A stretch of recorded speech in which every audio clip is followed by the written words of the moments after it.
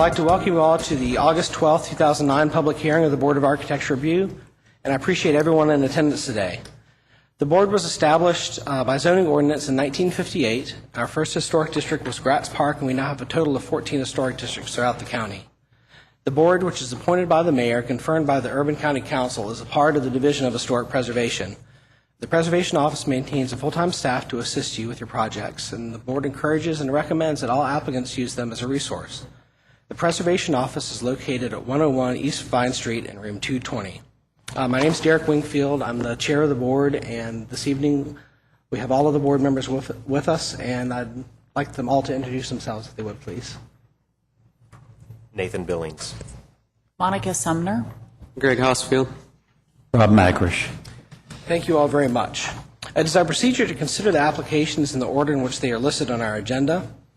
We'll attempt to sound each case, but if there are any questions from the board members, the applicant, or any interested parties in the audience, we'll come back to it and have a presentation by the staff and hear any additional comments from the applicant. The board will then ask questions or make comments regarding the application and then hear any comments or questions from any other interested parties present.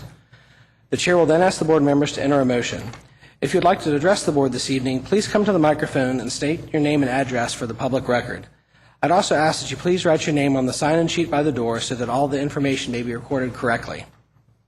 I'd like to note the following staff approvals before we begin our review of applications. There are many items that the staff can approve, eliminating the necessity for all applicants to appear before the board. This evening there are a total of 7 approved applications, and I'll need to read those quickly into the record. In the South Ashland Central Avenue Historic District, at 280 South Ashland Avenue, renovate structure and construct fence. In the Belcourt Historic District at 218 Bell Place, remove dying tree.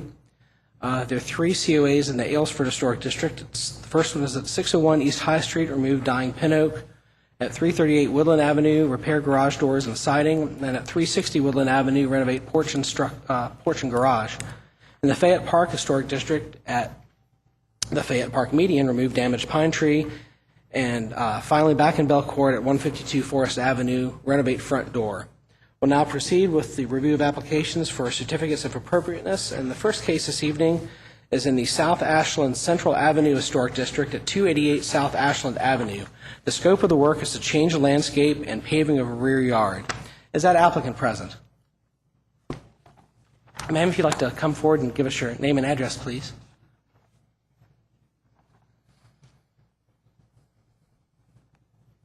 Good evening. I'm Robin Leach, and I live at 288 South Ashland Avenue. Ma'am, thank you very much. Staff is recommending approval as submitted for your application. Is that okay with you? Yeah, that's great. This is my first time to go through this, so I just came to make sure there weren't any questions. I wasn't sure exactly what I needed to do, but I'm pleased to see the approval. Excellent. Let's see if anybody on the board has any questions for you. Anyone? Anyone in the audience wish to speak to this case? No? All right. Well, let's see if anyone would be willing to make a motion regarding this case, please. Mr. Chair, in reference to case number 0071284-C at 288 South Ashland Avenue, I make a motion that the application be approved as submitted. Thank you, Mr. Magrish. Is there a second to the motion? I'll second. Thank you, Ms. Sumner. Any discussion of the motion? All those in favor of the motion, please signify by saying aye. Aye. Any opposed? Motion carries. Ma'am, thank you very much. Thank you. The next application is in the Belcourt Historic District at 237 Delmar Avenue. The scope of the work is to construct a fence. Is that applicant present? The applicant's not present, did receive the staff write-up and called in and said they were in approval of what the staff had recommended. Thank you, Mr. Janaki. I'll read that quickly just for the record. Staff's recommending approval with 2 conditions, the first being that all exposed would be painted, and the second being design of the picket tops and all dimensions of the various elements of the fence, the size of the gate, the post layout be submitted to staff for review and approval prior to purchase of any materials or start of the work and issuance of the COA. Does anyone on the board have any questions regarding this case? I just have one. Mr. Giannacchio, normally when we have some application for either a fence or deck or some wooden stairway, perhaps that accesses the back of the property, it's either to be stained or painted or stained opaque. I was just wondering about the opaque staining option in this case. Although the applicant doesn't have an objection to it, I just wondered why it wasn't in the... Oh, we just felt like it shouldn't be raw wood. Okay, thank you. Well, Question, anyone else? Anyone in the audience like to speak to this case this evening? Let's see anyone. Would anyone be willing to make a motion regarding this case, please? Mr. Chairman, in regards to case number 05450-237-C, 237 Delmar Avenue, I move that the application be approved as submitted with staff recommendations. Thank you, Mr. Hosfield. Is there a second to the motion? Second. Thank you, Mr. Billings. Any discussion of the motion? All those in favor of the motion, please signify by saying aye. Aye. Any opposed? Motion carries.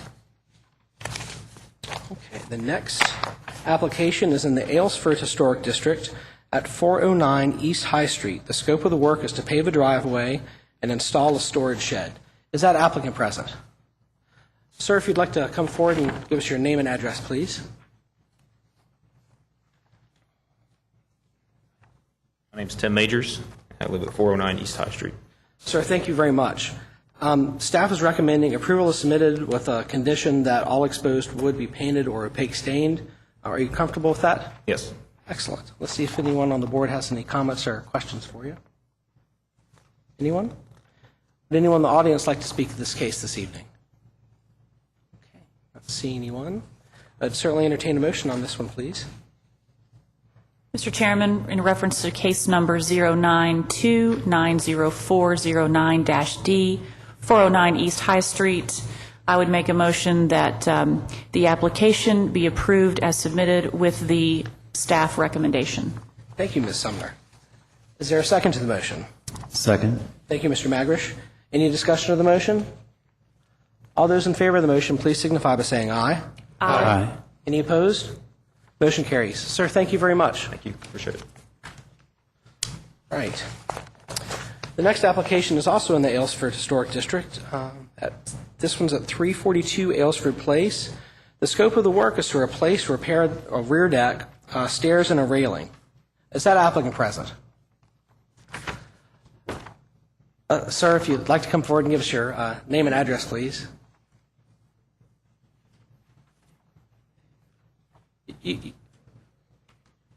Any or all of you can come up, whatever you're comfortable with. This part's relatively painless. Usually. If we could have your name and address, please, sir. Well, my name's Dix Brown. My address is in Scott County. The address we're concerned about is 342 Aylesford, which I represent the owner. Okay. We would, I think, need your... Yeah, your 1011. Scott County address is fine. 1011 Skinnersburg Road, Stamping Ground, Kentucky. Sir, thank you very much. The staff is recommending approval of the COA with two conditions: that the lattice openings have be 1 inch by 1 inch, and that after any discussions with building inspection, changes come back to the staff or board for approval. Are you comfortable with those? Yes. Excellent. Let's see if anyone on the board has any comments or questions for you. Anyone? No? Would anyone in the audience like to speak to this case this evening? Hearing silence, I would certainly entertain a motion on this case, please. Mr. Chairman, with respect to case number 009803442-A, located at 342 Aylesford Place, I would move that the board approve the staff approve the application as submitted, subject to the staff recommendations. Thank you, Mr. Billings. Just a point of clarification, would you prefer that the changes come back to staff? I think the way to staff or the board, meaning that if the applicant is in disagreement with anything on the staff, they can always come to the board. So thank you, Mr. Billings. Is there a second to the motion? I will second. Thank you, Ms. Sumner. Any discussion of the motion? Okay, all those in favor of the motion, please signify by saying aye. Aye. Any opposed? Motion carries. Sir, thank you very much.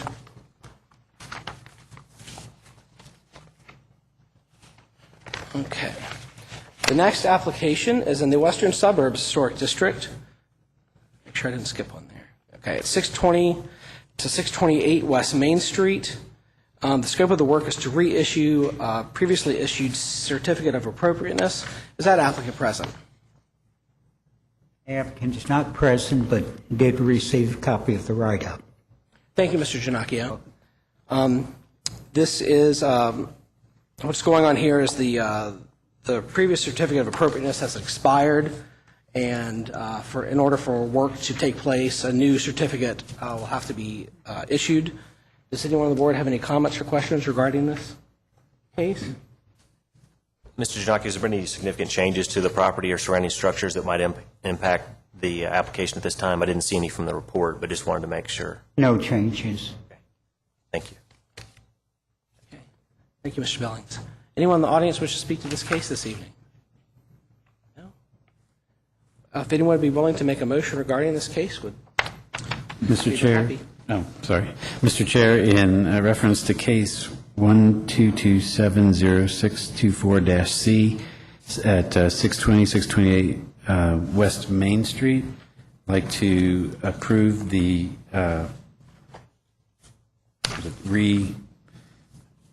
reissuing of the COA.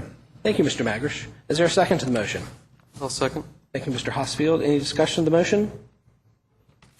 All those in favor of the motion, please signify by saying aye. Aye. Any opposed? Motion carries. Okay.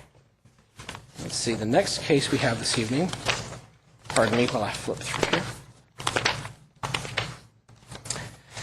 is in the Cadentown Historic District at 757 Caden Lane. The scope of the work is to amend a certificate of appropriateness. Is that applicant present? Ma'am, if you'd like to come forward and please give us your name and address. My name's Lori Brummagem, and I'm at 757 Caden Lane. Thank you very much. Have you had an opportunity to read the staff's findings and recommendations? Yes. Are you in agreement with them? Some of them. Some, okay. Well, perhaps to give everyone here in attendance a little background Sure. and make sure we're all on the same Okay. page, we'll have the staff come back up and give the presentation. Okay. And then we'll be right back with you. Do you guys, I have some, like, it's going to be the same thing on the PowerPoint. Do you want to look at them? Oh, sure, sure. Oh, you can. We are. Thank you very much. Thank you. Mr. Ginocchio, if you'd be so kind. Actually, I'm going to present that one. Ms. Kerr, Do you mind if I stay here? Please feel free. Thank you. Randy, have you got images, please?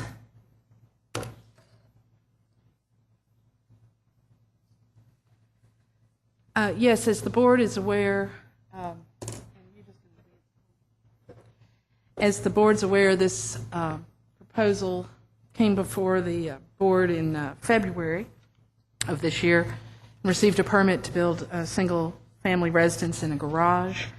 That work, as you can see by the images, has commenced, and the owner, during the construction, has found several things that she is proposing to make some adjustments, some due to some aesthetic concerns and others due to conditions as the construction has evolved. The permit that was issued, the things that she would like to recommend, request making a change to include changing the foundation material, eliminating a window, and installing a different wall material in the location where that window had been proposed. This is on the front porch area. This is, and by the way, photograph-wise, this is the connector between the garage and the house. And notice, please, while we're on this image, the roof line. You might recall that the board's decision was that roof line needed to step back so that it delineated the fact that the garage is separate from the house and made that distinction. That has occurred on one side during the construction, but not on the side you're seeing in this image. And she's requesting retaining it as you see it constructed. Staff will get to that, but the staff is recommending that it be carried out in the manner in which the board previously approved. The request includes installing a full-light front door with a specific design feature, kind of a la Frank Lloyd Wright, and add a side light to that front door area. Back to the pictures for a second. This is on the other side of that walkway connector, and you will see it does step back as the board had requested occur. to replace the glass block windows with a full light window on the main body of the house, which I think you see in the plans you've seen. Eliminate the chimney, and that was in the plans, but she would like to not put it in. Add basement windows. This is partly due to the fact that they have a taller foundation than they had anticipated, and hence basement windows are now a possibility.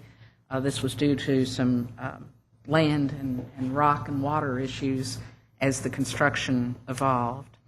To remove the garage door on the right side, that refers to the pedestrian door that was proposed to go in that wall. And this moving the connector over the porch, the 18 inches, that's the step back in the roof system, which we just mentioned while looking at the pictures.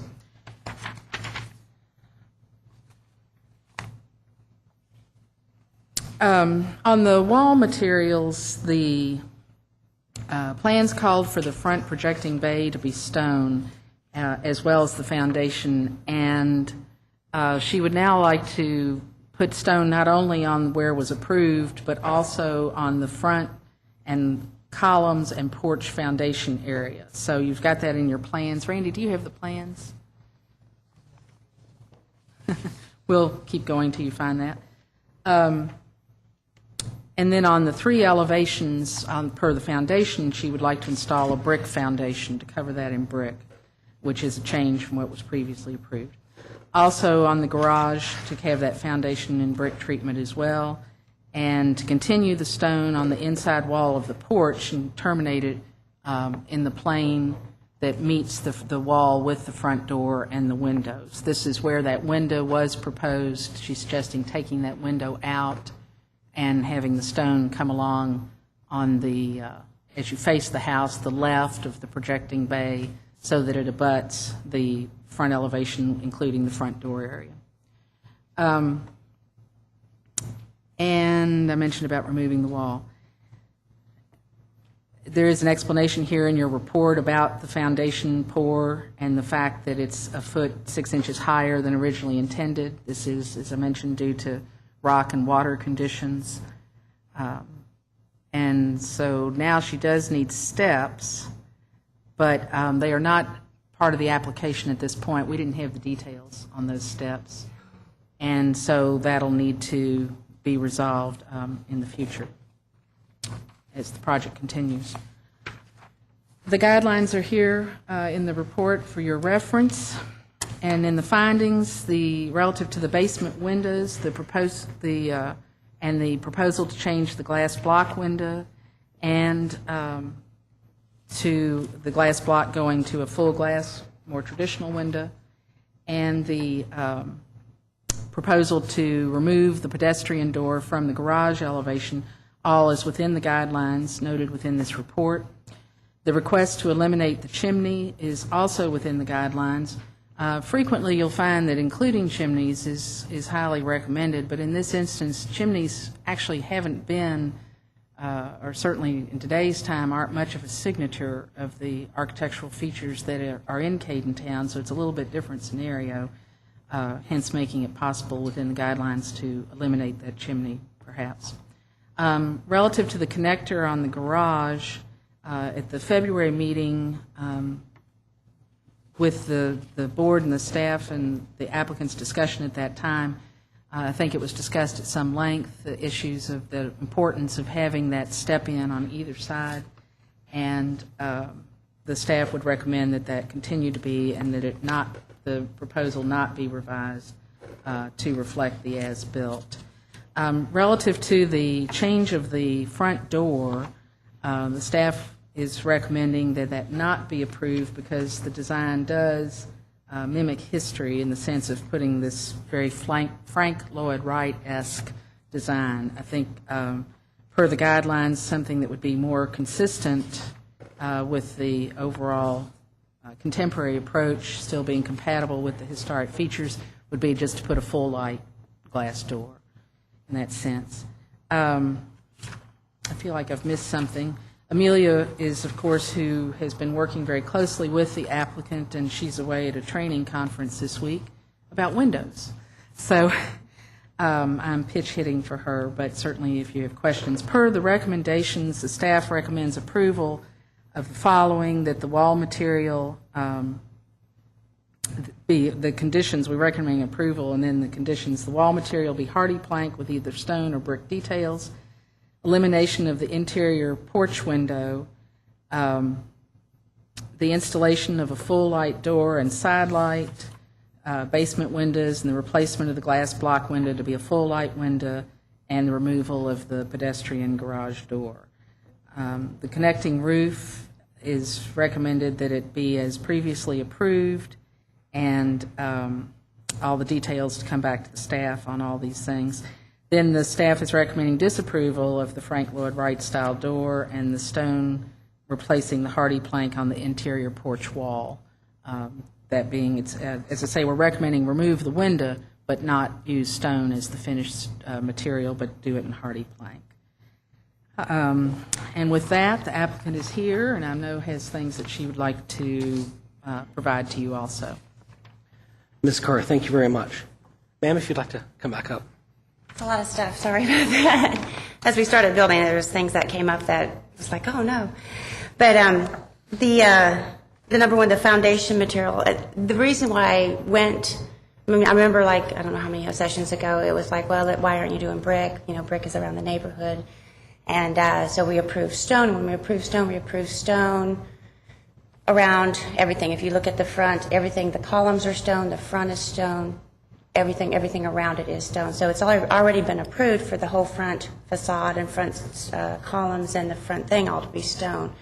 The only thing I want to do is, and Millie asked me why I thought of this or why I changed my mind, and I was like, well, you guys wanted, I mean, you liked, there was an issue on stone.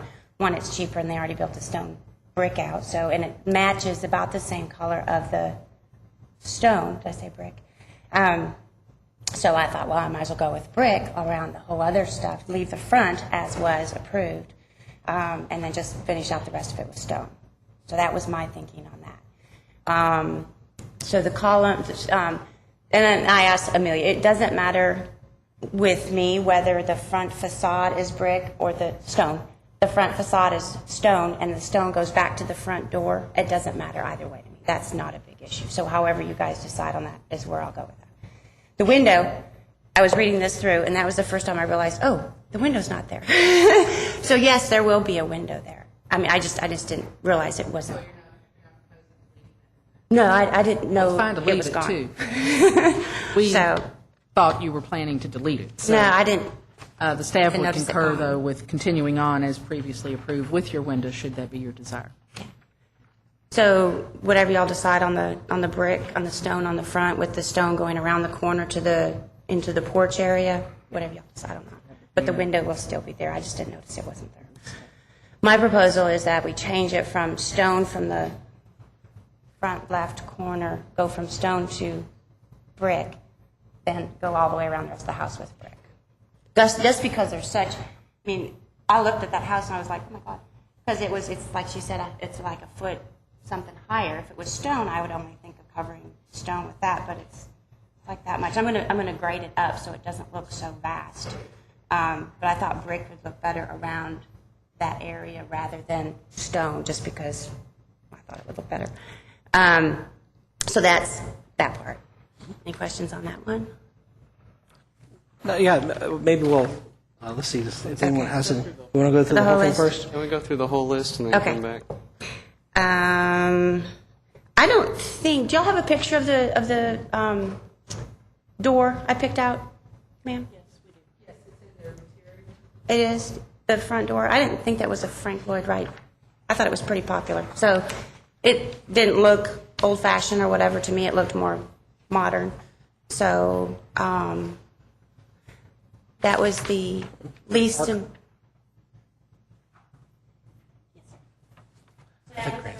I looked through the full light doors to add some kind of that was the most I could find with, like the windows kind of go like that, have the same, the three things across the top. The windows are all like that.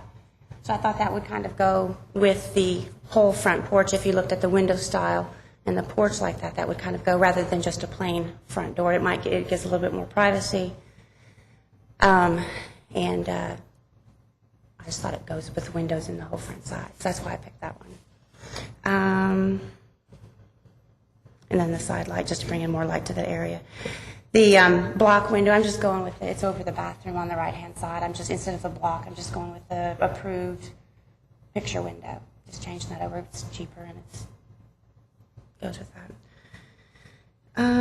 The reason why I took off the chimney is I was going to have a wood burning fireplace, and I'm now going, because I'm insulating the whole thing, so I can't get air in to bring up the chimney for a wood burning fire, and I'm going with gas. So that's why I've switched that, and it doesn't need it's a ventless, so it doesn't need the chimney sticking off the roof. So that's why I took the chimney off. And you already went over the basement windows of the elevation if somebody was down there in case of a fire. I mean, just it's a easement to get out, and made sense to me. And then the garage is just a money issue on the right-hand side. There's no reason to have a garage or a safety issue on the back side. Why have a door back there when you can walk around the front and go on that side? So that was the only reason why I did that. And then the connector porch. And I have some slides where, once again, back to I realized that when I called him the other day that I realized that instead of being centered on line, it was flush with the front and still had the drop down in the back. And the first house on the block, and I called her and I was like, do they need to move it? They've already built it. They're just waiting for the shingles to go on, or can they leave it like that? And so she said to bring it to the board. So it's ready to be shingled. So if you know anybody who's putting up shingles in any area, I've gotten like 25 things of shingles stolen from me. But anyway, so instead of centered, it's to the front, and a couple houses up, it's the exact same thing of how it's flush with the front. It still has that lip on the side. It shows here's the house, and then it drops down, so it still shows the drop down like mine does on one side, but it's flush. And on the back side, it has that little thing. So that's like 3 houses up that you can see that on the house. This is Part Dean of that Smith. too. He's the builder. I'm the framer. The framer. And we came back from the corner of that 7'10", just like it said on the plan. Now, obviously, the garage should have went forward about this much.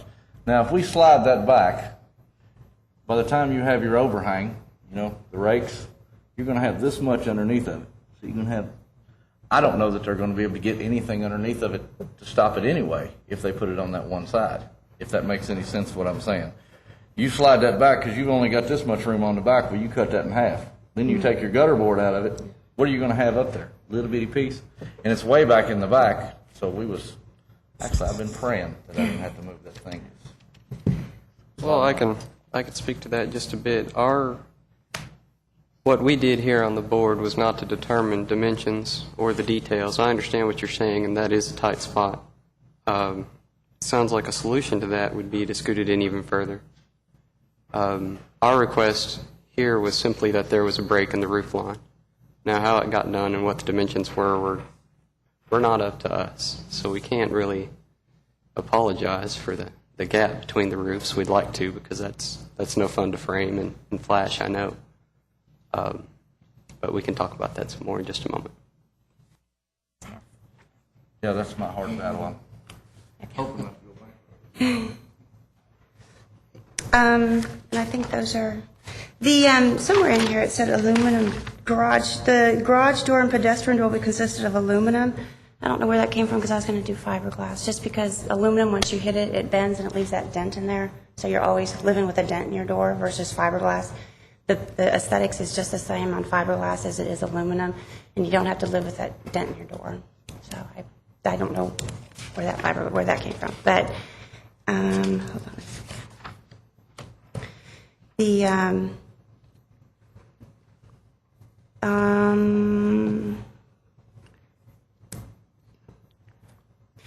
I'm not sure where this is on yours, but under the guideline, design principle for new primary buildings, compatible with adjacent historic buildings and those along the block. I just want you to rethink, instead of them having to go back and move that whole porch on that same block is exactly what they did with my garage/porch, is they made it flush on one side and not flush on the other. So that is, to me, adjacent to those along the block. I mean, it's on the exact same block. If you want to look at the pictures, or you have pictures in front of you that show that step down, like you can see from that. So, and I think that's all. Another one I had a question on is, after reviewing the mixture of three materials, including stone, hardy plank, and brick, is not within the guidelines. If you look at the houses around there, they have cement bases, they have brick, and they have wood. So I don't know what's different about new brick, new stone, and new wood versus old cement around a base, stone, and wood. I mean, there's no difference except it's newer. So I totally disagree with that statement there. And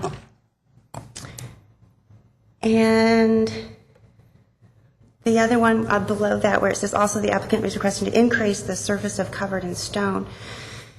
I think that was a mix-up with, or the one where it steps into the porch on the facade, the left-hand side of the facade, but I'm actually decreasing the surface covered in stone because I'm asking to put brick along the whole other side. Y'all understand about where the brick is? Okay. And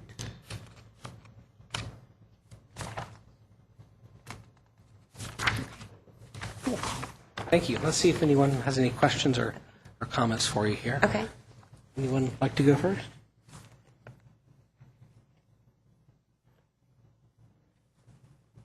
Mr. Hotsfield? Mr. McRish?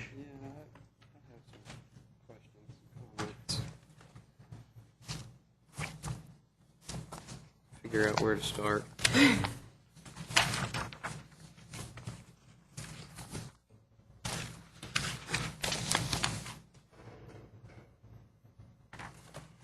I think my first, I'll just start at the top of the list from the staff recommendations, okay? And I think my comments versus your comments on the first staff recommendation of, where the staff recommends at the end of that statement, stone or brick.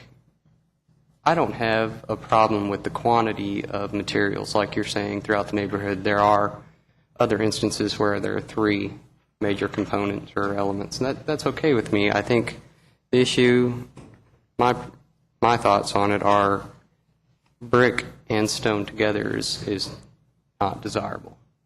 Yeah, I have the colors. They look like mixed. Yeah, we have the Do color you? printout. And, That's not the well, problem let's with see me. it. That they look about the same color. They're just a different consistency. So that might, I have it here if you want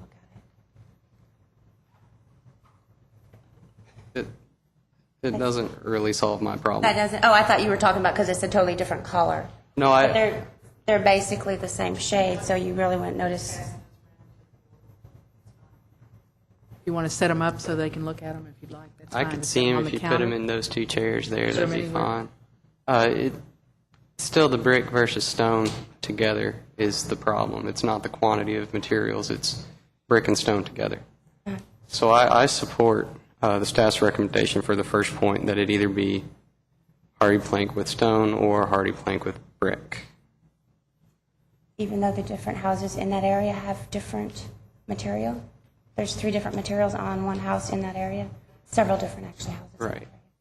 But do they feature stone and brick together? Because that's They're- my point. There's cement, CMU at the base. there's stone, and then there's wood. So yes, there are 3 materials on that area.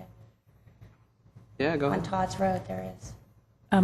To further the point, and Mr. Hosfield can correct me if I'm wrong, but I think what we're thinking here is that the problem is that you want to have stone on one face, and then at the corner it would turn and be brick.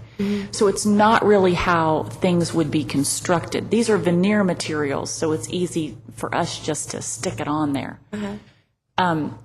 Ideally, you would choose one or the other and have either the appearance of an entire brick foundation or an entire stone foundation.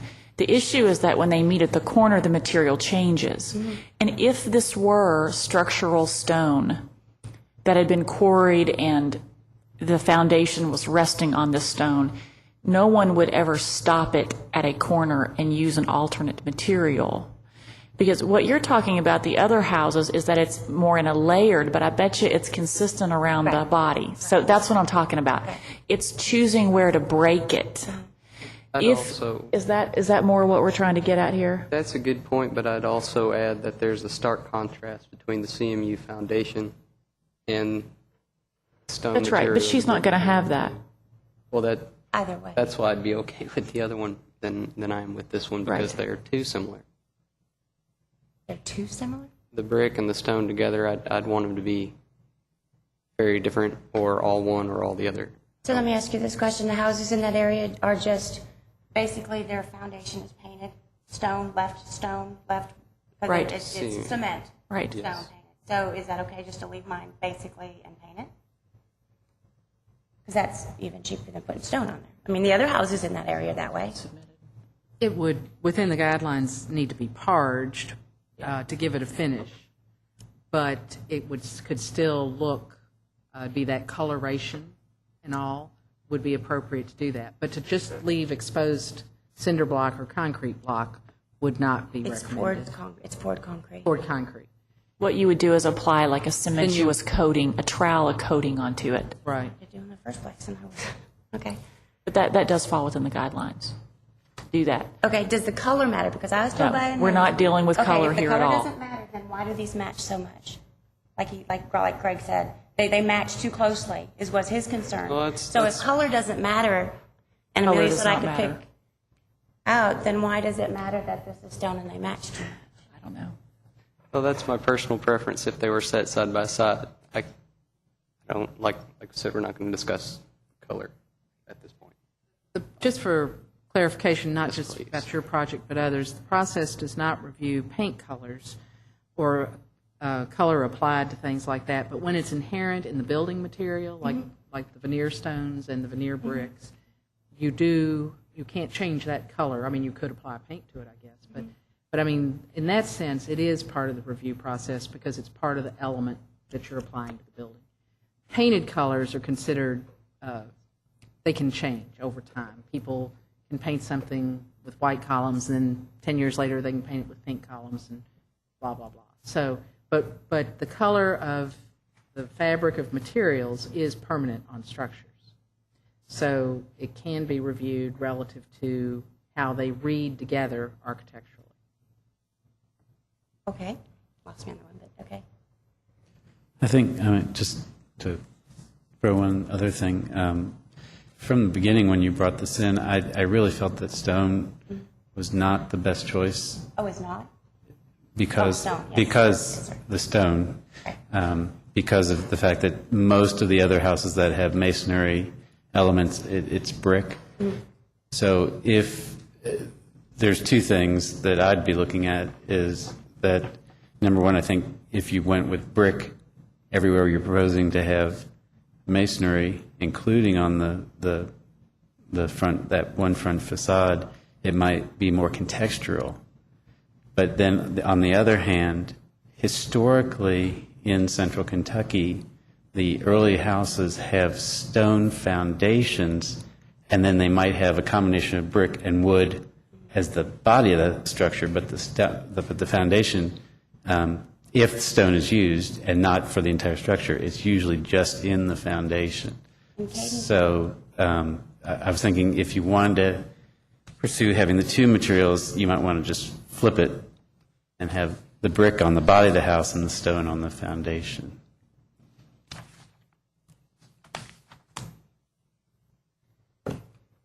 Or probably, your best bet would probably be going with brick everywhere. To keep it very simple. Twice the cost. Well, not the entire structure, but everywhere that you're on your foundation line and on that front facade. If you just went with the brick veneer, it'd be a singular material, so you're saving a little bit of money there.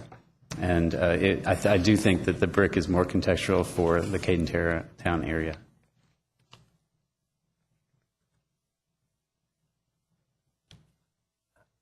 I've gone back to the minutes, and I don't know, did you get a chance to review the minutes before you came in tonight from Quickly. the February 25th meeting? No, sorry, I didn't. And I know you've come to us maybe 4 or 5 times for the last 6 to 8 months or so, something like that. I remember you coming back, and the project is great how it's coming along. Back in the February meeting, there was a specific discussion that we had regarding brick versus stone, and Mr. Maggish's comments tonight were almost directly on point to what he said in February. I'm going to read from the minutes, and that is Mr. Magrish asked if you would be agreeable to changing the proposed faux stone to brick on the facade, indicating that brick is more prevalent in the area and it's the most common materials. And and if you would look at different types of bricks. But you said that you wanted to have a stone dry laid stacked stone on the house instead of brick, or dry laid look.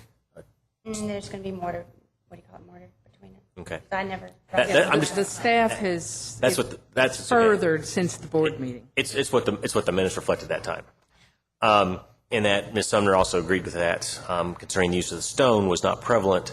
But despite that, we said, okay, if you want to use stone but not brick, we approve that.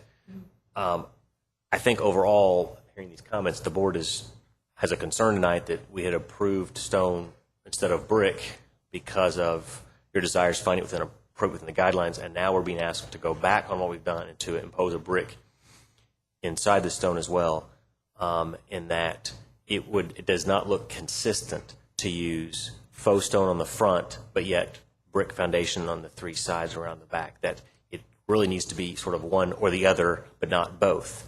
Or it needs to be a different application of them. For example, faux stone along the base and then brick along all vertical walls coming up from the ground. But of course, you want hardy plank instead of brick on those.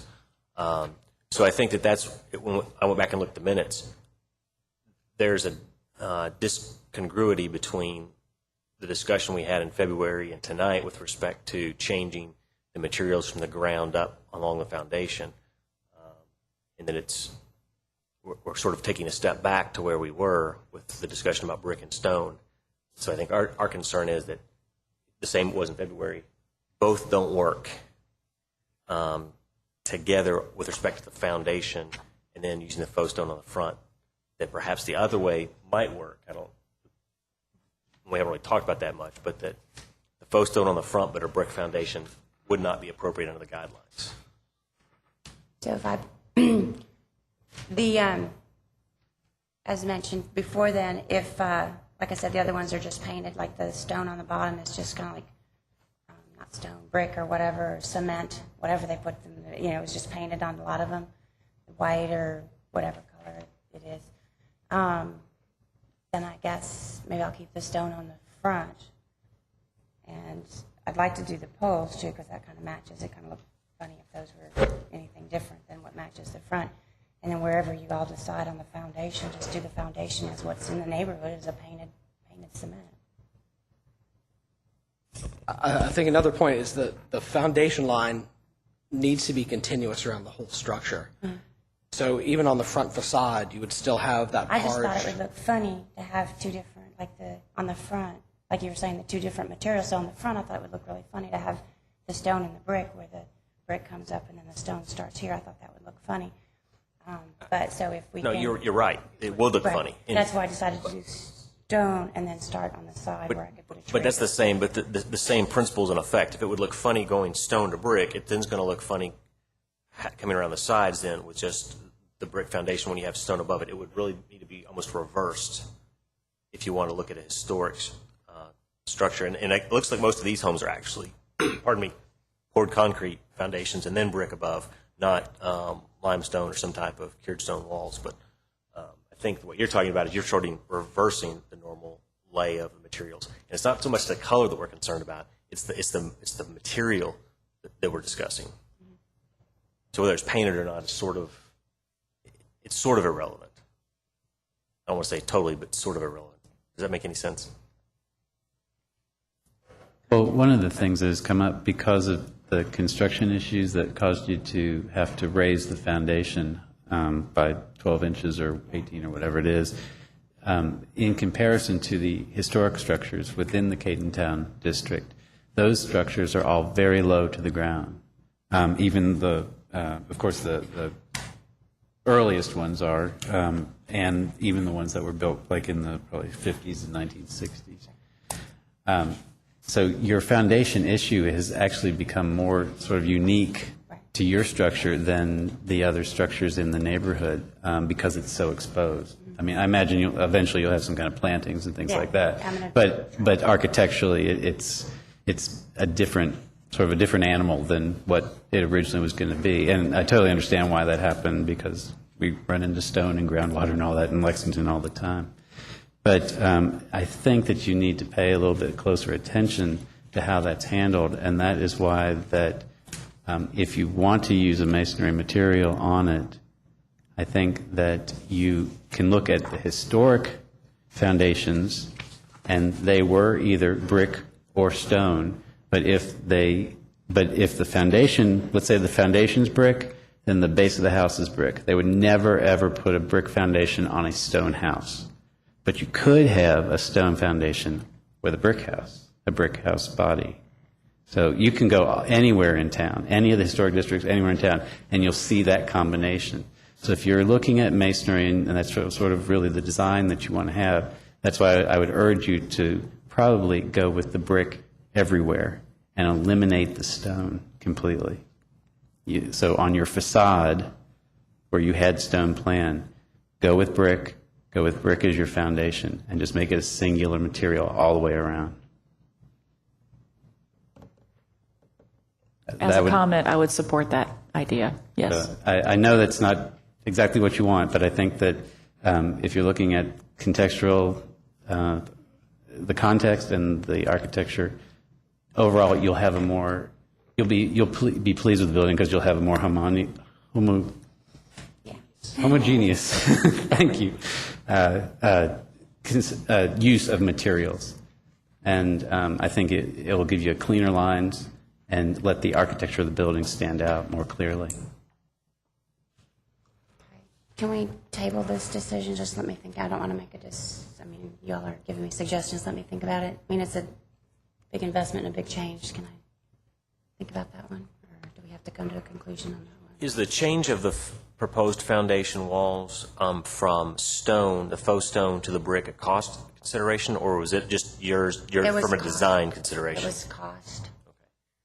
Cost, and another thing was you guys wanted brick, so I thought, well, I'll just do brick around it. So that was my thing. Well, this matches, and the brick matches, and it goes right with it. I'll just start here and do brick. That was really, you guys had really pressed stone, and I was brick, so I thought, well, I'll just... No, and you're right. I mean, we had talked significantly about desiring brick on it, or having a preference for brick because of the historical use, but it was not a brick with stone.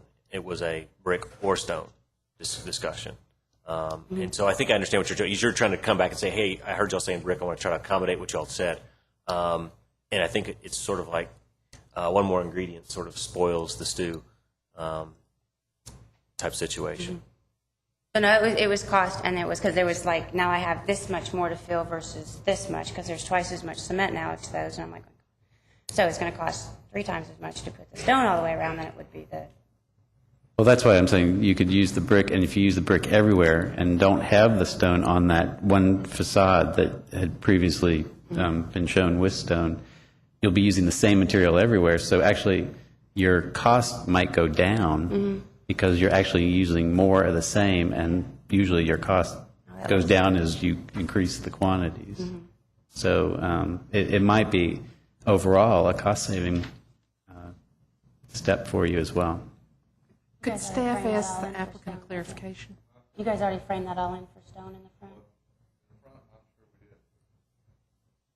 May I ask you, you're also asking to put stone bases, to put stone around the bases of the front porch columns, is that correct? That's on the original plan, yes, ma'am. That was originally approved? That was originally approved, yes, ma'am. I think that was.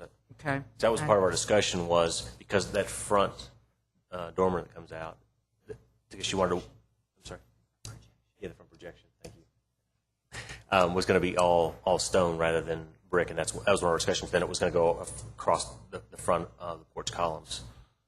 Okay. So what do you think about around the, I'm sorry. Okay.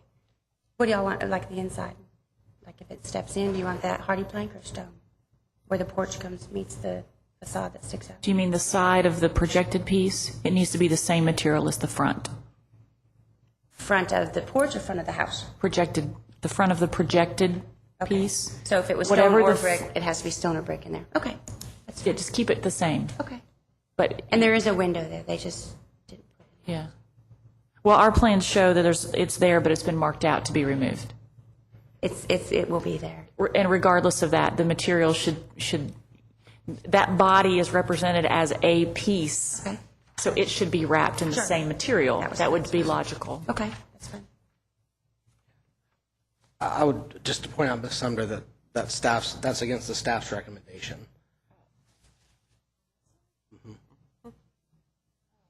I apologize. That's okay. Seems more appropriate, but Your previous decision reflected, because there was discussion about where to stop and start it, you Yep. would recall, at some length. Yep. And the outcome of that was to have that front piece have the stone, but for it not to turn. As, And the other didn't have it either, the main elevation with the front door. as I recall, the sticking point was if it wraps around one corner, what does it do when it gets to the right corner? And we said, well, it could wrap there as well, but then where's the termination point on the right side of the house? Because There was we discussion couldn't- about the fact that it being a more contemporary house, that having the one face could be considered, but the wrap was much discussed. And you all approved the one parallel to the front road, so to speak, having stone, Right. and everything else not being a stone face. Now, if you want to, she's requesting to revise that to have it be stone, and that's what's before No, I'm you asking, today. it doesn't matter either way, just tell me which way so I can I get think, it done. I think we're up, Just tell me which way you want it, because I just... The staff's recommendation on it is to have it be hardy plank. and I think the same reasons we had trouble with it in the conceptual review still apply today, that yes, there is a clean place for the stone to end at an inside corner on the porch, but that sets up the rule that it has to wrap the other corner, and when you wrap the other corner, there's not a clean termination point for the stone to transition to the other material. So it's hardy plank on the inside is what you're saying? Well, yes, that's why I would I just support need to the know. staff's That's what recommendation. the original drawings showed when we approved it several months ago, that it would be hardy plank. Hardy plank on the inside where the window is going to go, and then brick on the front, or stone, okay. Gotcha. Thanks. Moving down the list of staff recommendations, elimination of the interior porch window, that's been removed from the request. You stated that that wasn't something you desired, and staff said that's not a problem. So we'll just scratch number 2 off altogether and pretend like it wasn't part of your request Okay. to begin with. Thanks. Number 3, installation of the full light door and side light. Staff is recommending approval there, and I tend to agree. I don't have a problem with that. Does anybody else on the board want to speak to that? I understand the desire for a side light in that area to get more light into your entrance area, but again, looking at the other houses in the area, I think you're better off, especially if you're going with a glass door, a full light door, to just maintain the door without a side light. 2 houses up has a full side light. Well, I think in your design, it might be better. I don't know if anybody else on the board has any opinion on that, but I would, if you're going with a solid door, then you could kind of look at that. I think that you want to keep things simple, and I think your original door design that was sort of like a Victorian farmhouse door was a really good solution, much better than the sort of Frank Lloyd Wright type. But if you want to keep it simple and sort of in a contemporary vein, the full light, standard full light door with a single pane would certainly be acceptable. But I think you still want to keep your door fairly simple. And this is looking back at the earliest houses in the area and sort of the wood frame structures that generally have a very simple entry point. So what do you suggest? I'm not following what you're suggesting. Just go with your full light door and no side light. I think it's another case of another ingredient spoils the stew, if I can copy that saying. This is such an attractive, well-balanced facade. So it's just, just to be very basic with my speech, why do we want to mess with it and add something else that just might not go? That's me speaking. And I think the door design is very nice, it's very appropriate. And if it is a three-quarter, or if it's a full light rather, pardon me, staff, if it's a full light door, then that should give quite a bit of natural light. That's my thought. I would respectfully disagree with my fellow board members on this. I think there's 2 other houses in the area that have side lights, and that it would be appropriate under the guidelines based upon those properties to have it. Just for our information, the property near yours that does have the side light, is the door full light or solid door? It has windows at the top. Just windows at the top. Okay, I think that's something to consider. It sounds like Rob had it cooked down to 2 choices of a solid door with a side light or a full light door without a side light. Set. Well, I'm looking at the photographs that you have, and I see what you're talking about with the side light. And generally,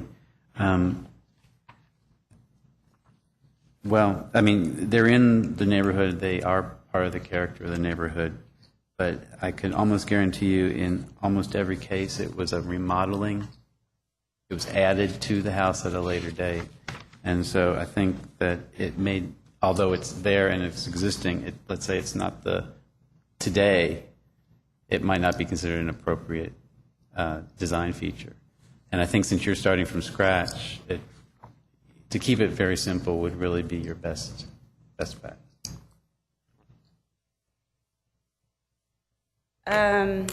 If it would, but everything goes before the board, what they add to their house, whether it meets the design of the neighborhood.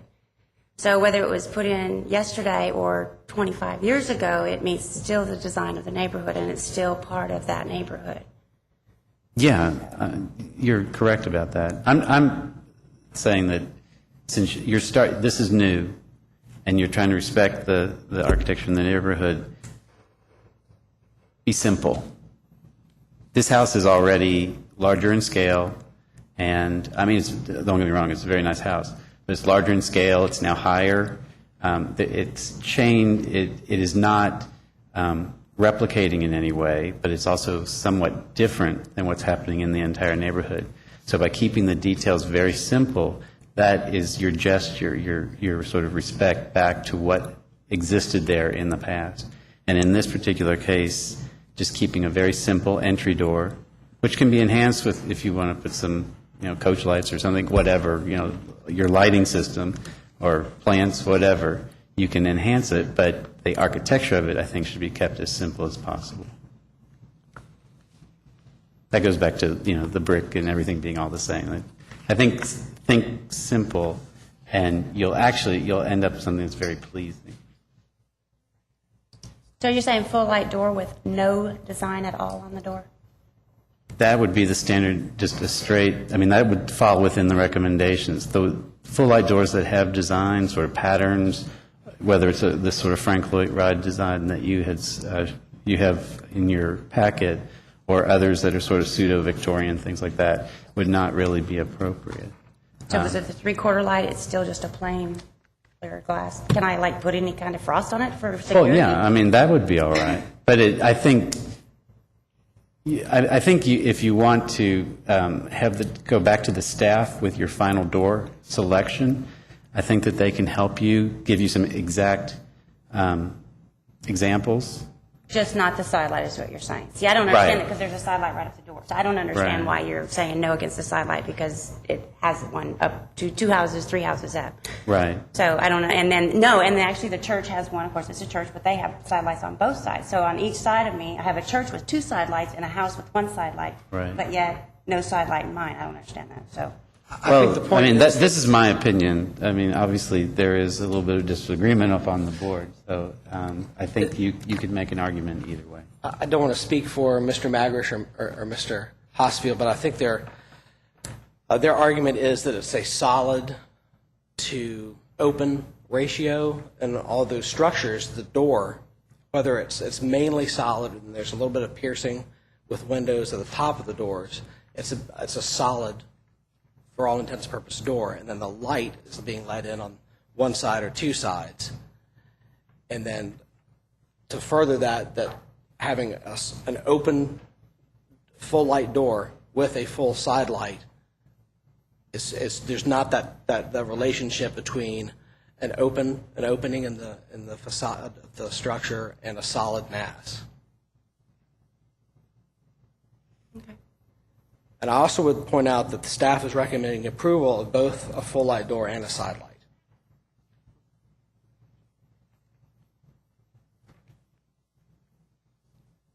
I think we beat this horse enough. Let's go to the next point. I'm sorry? I just said I think that we've talked about that window issue enough for to go to the next. I tend to agree with the staff's recommendation myself, but we'll move on. You mentioned the basement windows for egress. Have you checked the size of these windows? Not for egress, for just, I mean, if somebody was, I mean, for light, one thing. Well, one thing is because I had this solid brick stone poured cement thing that was about 18 inches higher than what I expected. So, well, I'll put windows in it. One, it lets light down the basement. And two, if there was anything down the basement, you could actually, like, or fire, I mean, you could, I'm living in there, so I could get out. They're not legally egress windows because they're not big enough, of course. But, so. Okay. Well, based on the future use of that basement, that could be an issue. If it's ever going to be finished out or occupiable space, code will want to talk to you about the size of those windows. Right. So I understand they're not egress windows. Okay. Okay, good. The next point on the list, we see the replacement of glass block window with full light. The staff agreed with that and recommended that that be approved. I make one quick comment about that. Instead of using just a great big picture window, solid glass, full light window, what would you think of doing a double window, sort of like you have on your facade, where it's basically like two of your normal windows together? It would fit the same space, but it would actually blend in better than just a big glass picture window. It's about $400, $500 more, but it's over my bathtub. It's over the bathtub in the. I can see what the price is. I mean, that doesn't bother me. I just thought over the bathtub and on the side, nobody sees it. You can't see it from the window. There's a. Well, it may be a fixed window, but if it could have the appearance of a double window similar to what's on the facade, I think it would be a little bit more pleasing and not read as sort of an unusual element on the elevation. And I'll leave it brick because brick is still cheaper than two of those windows. I mean, that's up to you. This is what my suggestion would be. I think maybe also to clarify, there's a bathtub below the window, which in my mind it seems like that window's not going to be as close to the floor. You know, the head height will be the same throughout the house. Do you imagine the window that would replace the glass block or the glass block opening with being as deep as the other openings in the house? It's already framed in. If I can't change it, then I'm not going to have these guys go back. I can't spend the money to go back and have these guys change it. Well, So I'm just trying to clarify to help with what Rob's saying. yeah. If you could just tell me how deep the window The tub's is. up to here, so no, it can't go like it can't Right. be the same height. I mean, it has to be. I think you would be best served. It's your question. If money's an issue, I think that staying with the glass block as it was originally designed is probably a better deal. I could not approve a picture window in that location within a historic district. It's totally out of character for a side elevation of a house. I thought it was a clear glass window we were discussing. Clear glass window, yeah. Isn't that a picture window, clear glass window? We were anticipating details on that coming back to the staff. We Oh, were not, okay, no, well- we were not anticipating a solid piece of glass. We were anticipating Okay. having, you know, whether Lori had it's said that it was going to be a basement picture or window. 1/1 or something, but it can't just be a big piece of glass stuck in Okay, the open. well, That is something. then if the details can go back to the staff before you actually purchase the window, then I Right. think that can be adjusted. But So staff I'll would retract that concur then. with what the board is raising of it can't just be a big picture window. Right, That would not be within the guidelines. right. So in that instance, it sounds like the eventual motion for that point might be that we agree with the staff recommendations, the glass block window go to a full light with the final details to go to staff, if we were to make such a motion. Mr. Marcus, are you talking about putting, like my other windows are two windows together? Are you talking about sticking the same thing in those, like putting two windows in that opening? Yeah. And the opening the same as putting two windows in? Exactly. I mean, it basically would be the same detail. There might be a slight dimensional difference, but it's the same detail that you have on the front facade of the house, where you have the two windows in basically one big opening.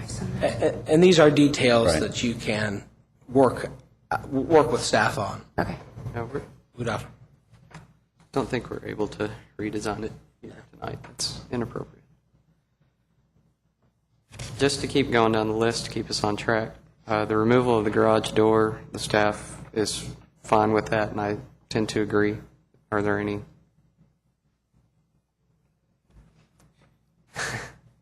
The connecting roof, I think, is a big issue between the house and the garage, just because what's been built is so different than what we discussed in the conceptual review and what was approved in the certificate of appropriateness.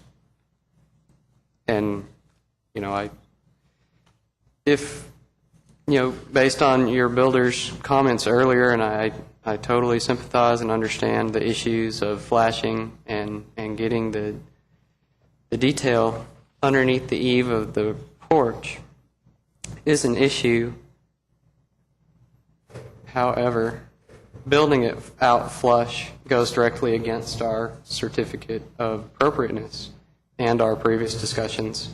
I think the preference of the board would have been to have moved the edge in instead of out, to be closer to the instance on the other side of the house, which was successful.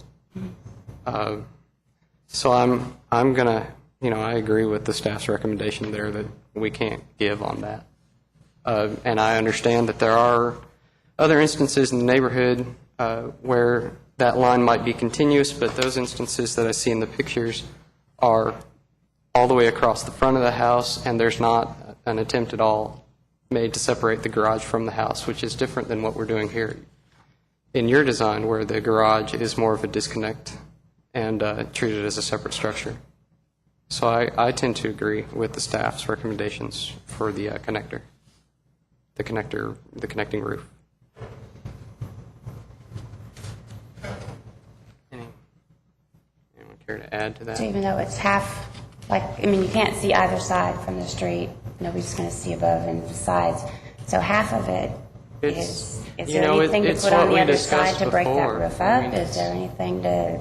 The historic districts in Lexington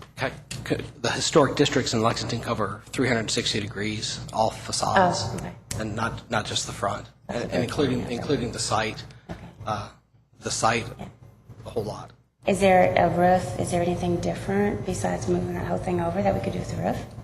Just a suggestion. I don't know.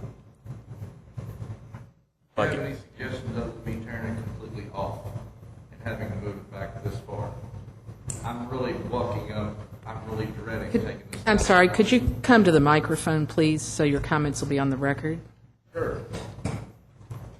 I'm really wanting not to lose this $1,000 and move it back this far. Well, I think we all agree that moving it back that far is not going to be sufficient. Well, we're going halfway, right? We got that, what we got on the back, this much, so we're going to go half of it. I think we figured at 18 inches we're going to move. I don't have the original plan, so. There was some pictures. But I was just saying, if Yeah. there's any way that y'all can think of, change, we could mention maybe changing the roof or something. Well, as Mr. Hosfield previously stated, we do not dictate means and methods. That's up for you to decide as homeowner with your builder. It is important that that decision that we made in February be carried out. Okay. We're not looking at the entire roof of the garage. It seems to my mind that we're just talking about. Yeah, it's nailed down, so I've got to take all the plywood off, take all the trusses off, support the LVLs, slide the LVLs back, put all the trusses back up, build the oak frame back on top. It's a good day and a half's work for a crew. Could you just clarify again how it happened to be constructed that way to begin with? And you mentioned something earlier, but... Yes, yeah. when I came back, I never even saw that part of the plan until we was up there, and she said, this is supposed to be further back. And the guy said, why'd you put that there? And he said, well, it shows 7'6" off of this corner, which it is. Problem is, The corner of the house? yeah, right where the drive is. You're going Okay. up where the drive is on the left side of the house. Okay. And it turns in 7'6", just like it says. The only thing is, I believe the garage should have been this much the other way, this much, and it would all lined up. We missed, that the garage was in the wrong place by 1.5 feet.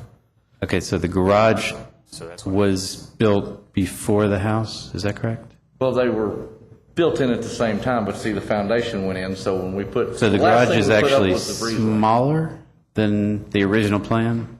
No, it should have been, Just shift it over. The people who laid the foundation for the garage put it 18 inches off. correct, Okay, and you didn't catch that till? right.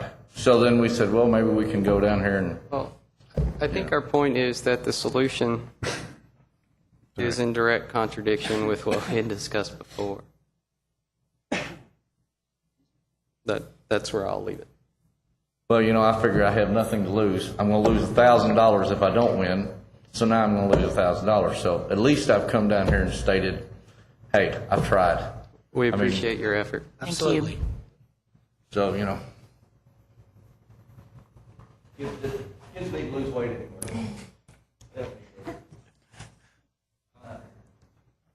And I think the final Yeah, keep going. condition is this, all final details come back to staff for review prior to issuance of the COA.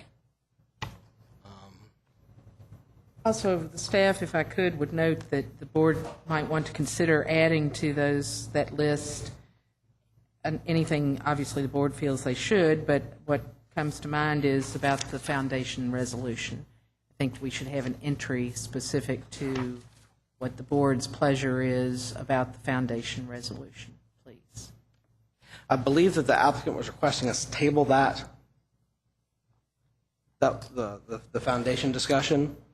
I'm going to check in on prices and if it, just, Well, it's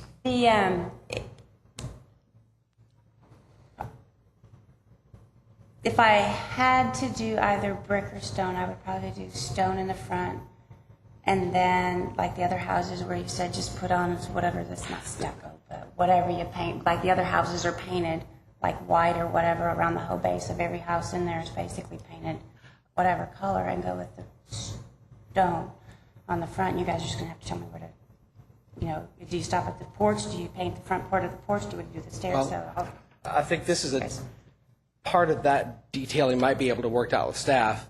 It would be my opinion that the foundation treatment needs to be continuous around the whole structure, I agree. whether the front facade of the projection, the porch, the sides, and the rear all needs to be the same treatment. And that's the staff's recommendation as well. You're saying not only the foundation, but the facade also? No, just the foundation. Just the foundation, all be the same? Okay. And whether, I think whether that be parged or brick, brick veneer is something that can be, if you want to, look at pricing and stuff, I think The that's. brick is as expensive as the brick veneer, so it's going to be plain, real brick all the way around, so. Well, I mean, you already have, it's a poured concrete foundation, right? The poured concrete Right, foundation. so it's still going to be a veneer. On, They're gonna, it's full brick, it's like it's bricks. it's still going to be a veneer because Okay, your yeah, foundation's yeah. already in They're gonna place. put it out, yeah, It's not right. structural. Right, I thought you meant like little things that stick on the side like that. That's called thin veneer. Okay, All thank you, veneer. ma'am. It's all veneer. Staff, is that enough clarification for you? Do you want more of So a are you specific suggesting direction? that the foundation details should be resolved at the staff level with the applicant, or are you wanting it to be postponed to another meeting of the board? It's the board's choice. Certainly, if you're comfortable, I think that the staff is more than capable of, and if there's an issue, of course, it would come back to us. I can do it. Well, so I would just suggest when the time comes, the board is ready to do a motion to just add to the list the foundation resolution would come back to the staff, if indeed that's your choice. I might also mention, I think we do have people here in the audience who Oh, would like to certainly, comment. certainly.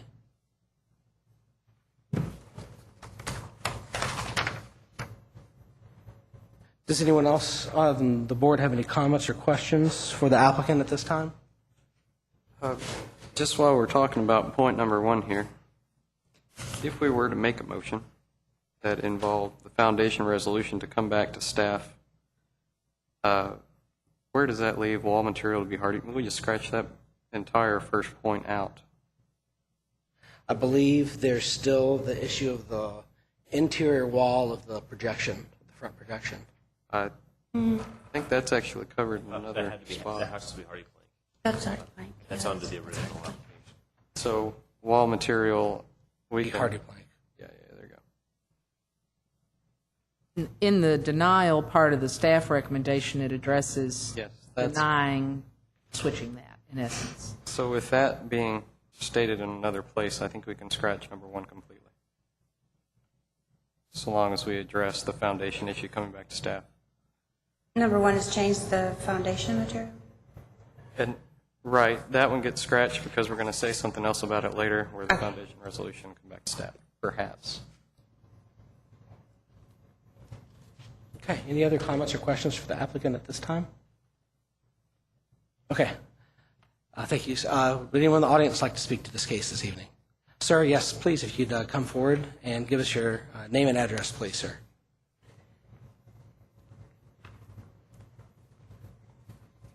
Alvin M. Seals, the chairman of the Neighborhood Association of Cadentown. My comments will be brief and maybe supportive.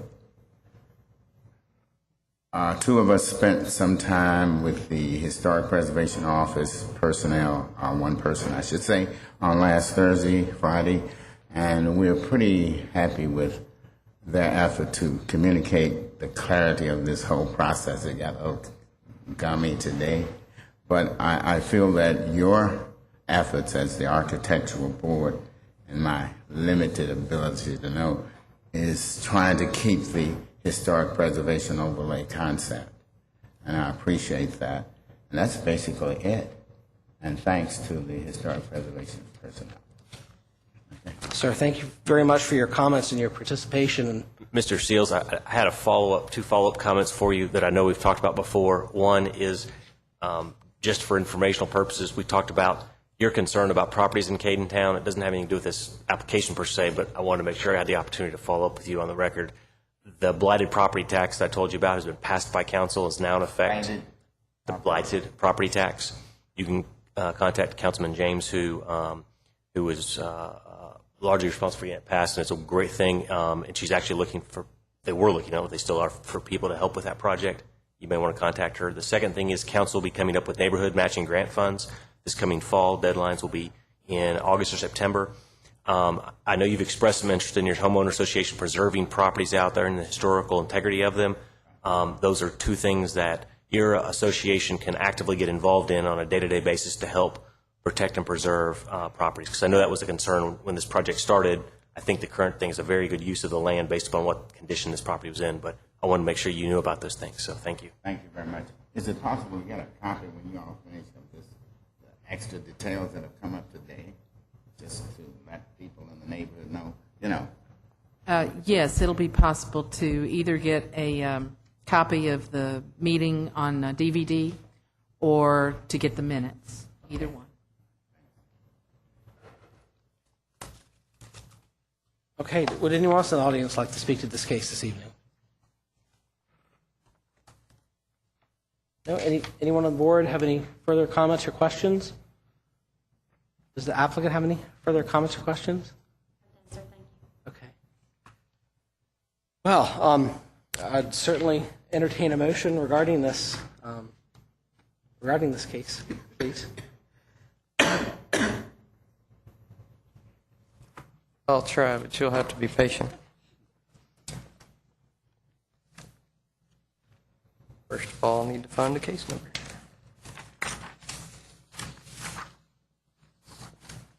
Mr. Chairman, with regards to case number 02960757-G, 757 Caton Lane, I move that the certificate of appropriateness be granted with the staff recommendations as follows.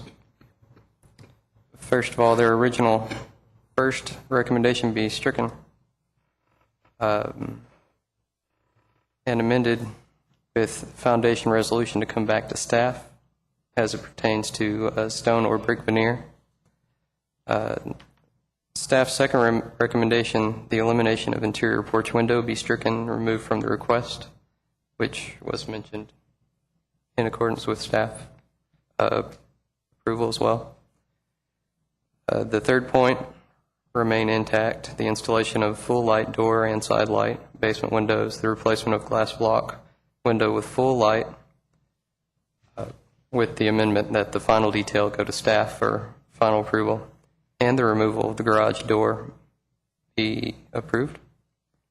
The connecting roof be moved over and centered as previously approved, and that all final details come back to staff.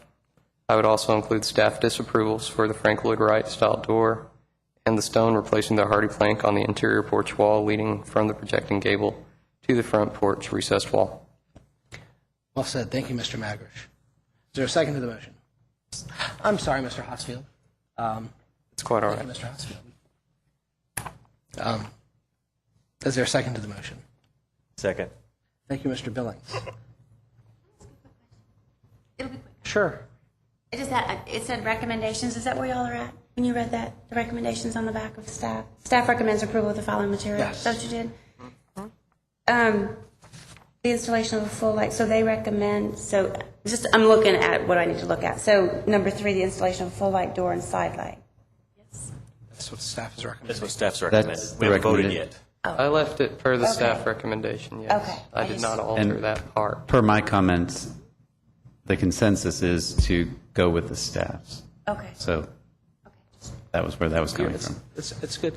And since we're having a little discussion about the motion right now, I would like to thank everyone again for coming down and going through the process and participating. I know that these can be some very convoluted and sometimes confusing hearings, but I think as we discuss things and work through them, that it ultimately leads to a much better project. And I would just thank everyone again for coming and participating in the process, and of course to staff for all of their hard work and preparing so much information for us with the resources that they have. That all said, thank you for the second, Mr. Billings. Any further discussion of the motion?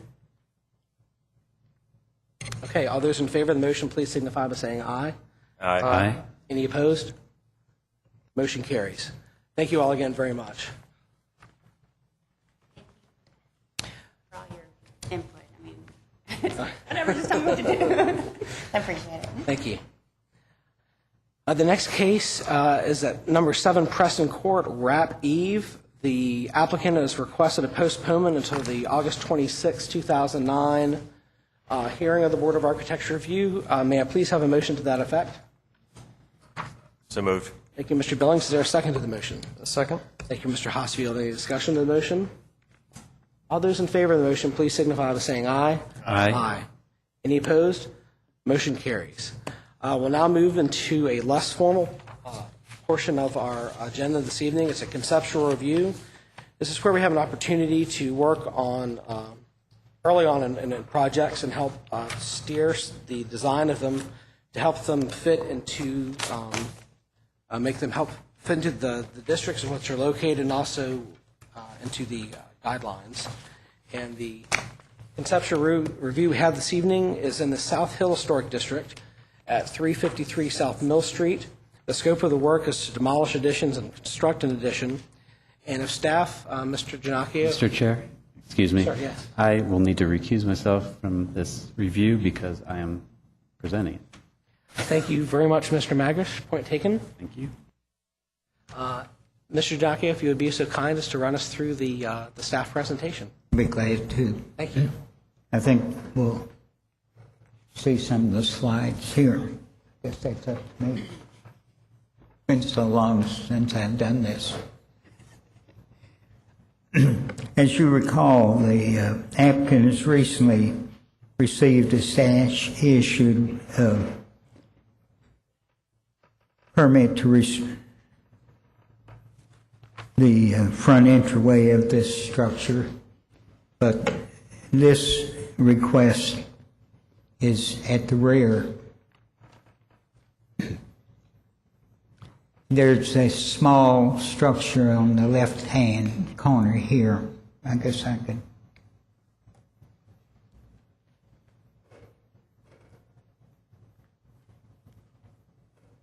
Right here, that they want to retain a small one-story wood frame addition and then construct a new two-story addition.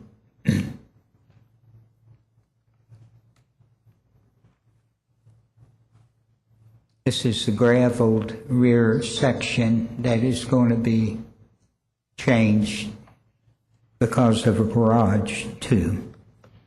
At this time, the applicant is requesting a conceptual review for a proposal to construct the following: a retained small one-story framed addition, construct a new one-story brick addition, having a gabled-end roof located at the north end of the building, construction of a sunroom connecting the existing south addition to the new north addition, and to construct a new two-bay garage with a storage shed located in the northwest corner of the site. The applicant intends on retaining the frame portion of the existing addition, then delineating the start of the new brick construction with vertical members. The sunroom will largely consist of glass. The garage is proposed to be constructed of brick and hardy plank clapboard, siding, and board and batten material. If you can show the elevations, please, Randy.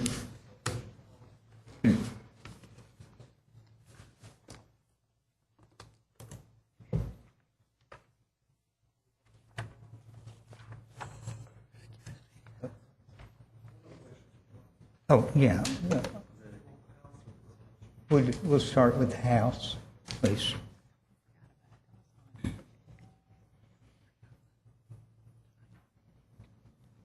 This is this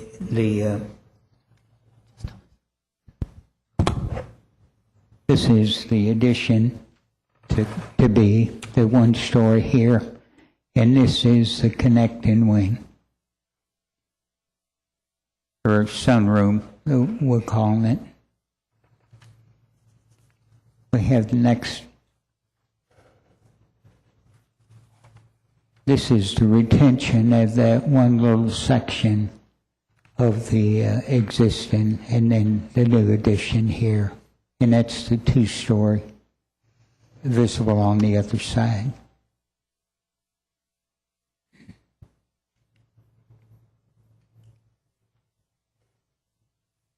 And then I guess we're ready for the garage. It's a 1.5 story garage with a 1 story storage shed on the right hand side.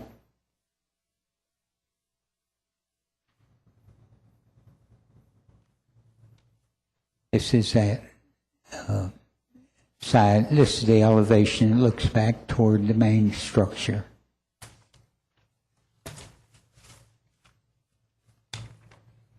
And this is the one from the rear of the building.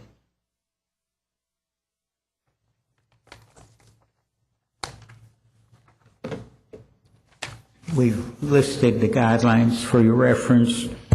Since this is a conceptual review, the staff has no findings at this time.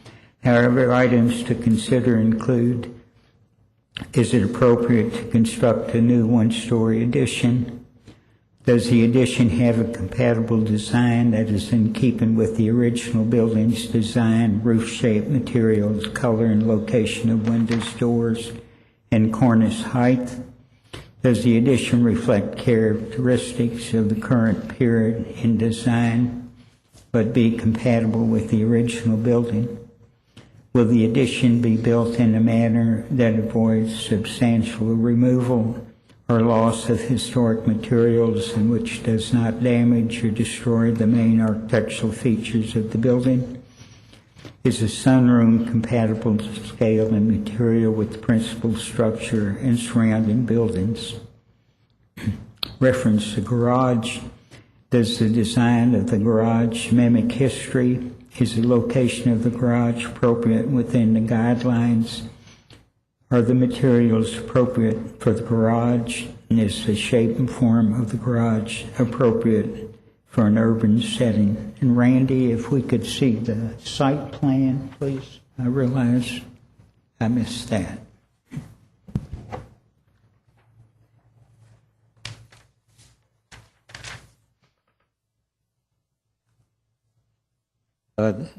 The site plan shows, you saw in the photograph, this graveled area here.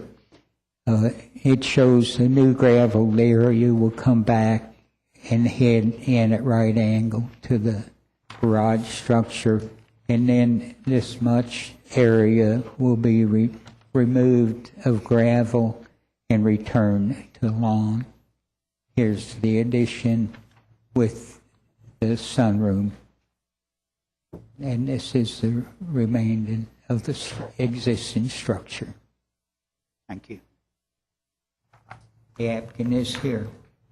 Mr. Jacquia, thank you very much. You're welcome. Sir, if you'd like to come forward and please give us your name and address. Rob Magrish, 505 South Mill Street. Go ahead. I was just going to point out, I know you're familiar with this process, but just for anyone who might not be, the staff's findings in a conceptual review are not necessarily direct conflicts with the guidelines, but they're areas of concern that the staff might have where additional detailing might need to be worked out. Correct. With that said, the floor is yours, sir. Okay. I wanted to start with a little bit of history on the site. And Randy, if you wouldn't mind putting up the elevation, the front facade elevation is one of the new sheets that I gave you. You all should have that in the drawings that I gave you. Oh, great. This is basically the elevation as it stands now, and in the earlier COA that was granted through the staff, if you could change the other one, the front facade was there. The owner intends to replace the Greek Revival doorway, which was removed about 20 years ago, and what we did is actually the ghost of it in the paint line still exists, so we measured the ghost and created the dimensions and so forth for the new structure directly from the ghost lines of the original structure. So that's it, and then there's one more just as sort of the detail of that doorway. So in the front, even though that doorway is not original to the house is actually earlier than the period the door was installed, it was a significant element, and it appeared in Clay Lancaster's book, Vestiges of the Venerable City. There's a photograph of the house with the Greek Revival doorway still intact. I think that over the years, it just sort of rotted away, and some of the previous owners thought it'd be easier to get rid of it. The house is currently for sale. The owners came to me to do this as for their first project, but also the original, the first phase and the first idea was to do an addition that would incorporate a first floor master bedroom, which is they require for their use, and a garage that would incorporate a small sort of potting shed, a gardening room as part of it, along with some storage on the second level. As the house was for sale, they also did a second plan that you have was that same shell of an addition, but it would actually be a kitchen and dining area. So if somebody should buy the house they had the option within that same shell of doing, rather than a master bedroom, a kitchen and dining area, and then also just converting the original dining room and kitchen into a first floor master bath. Since this was first set, well, originally, I think the date was May that this was actually supposed to go before the board, and because of various things, it hasn't happened. Since that time, an offer has been made on the house, and it is contingent on an addition. The potential new owner actually would like a two-story addition. So the new drawings that I gave you this evening, and Betty, you have those, it's exactly the same footprint, but it is actually a two-story addition. The garage and all of that stays exactly the same, the driveway, all the site plan things stay exactly the same, but it goes from one-story to two-story. So what we're looking at, what we'd like to look at this evening is sort of how everybody feels about one-story versus two-story, and then, of course, any elements of design that need to be addressed. So, actually, I think in your original packet, you've got a photograph. It's the photograph of the house with the original doorway on it.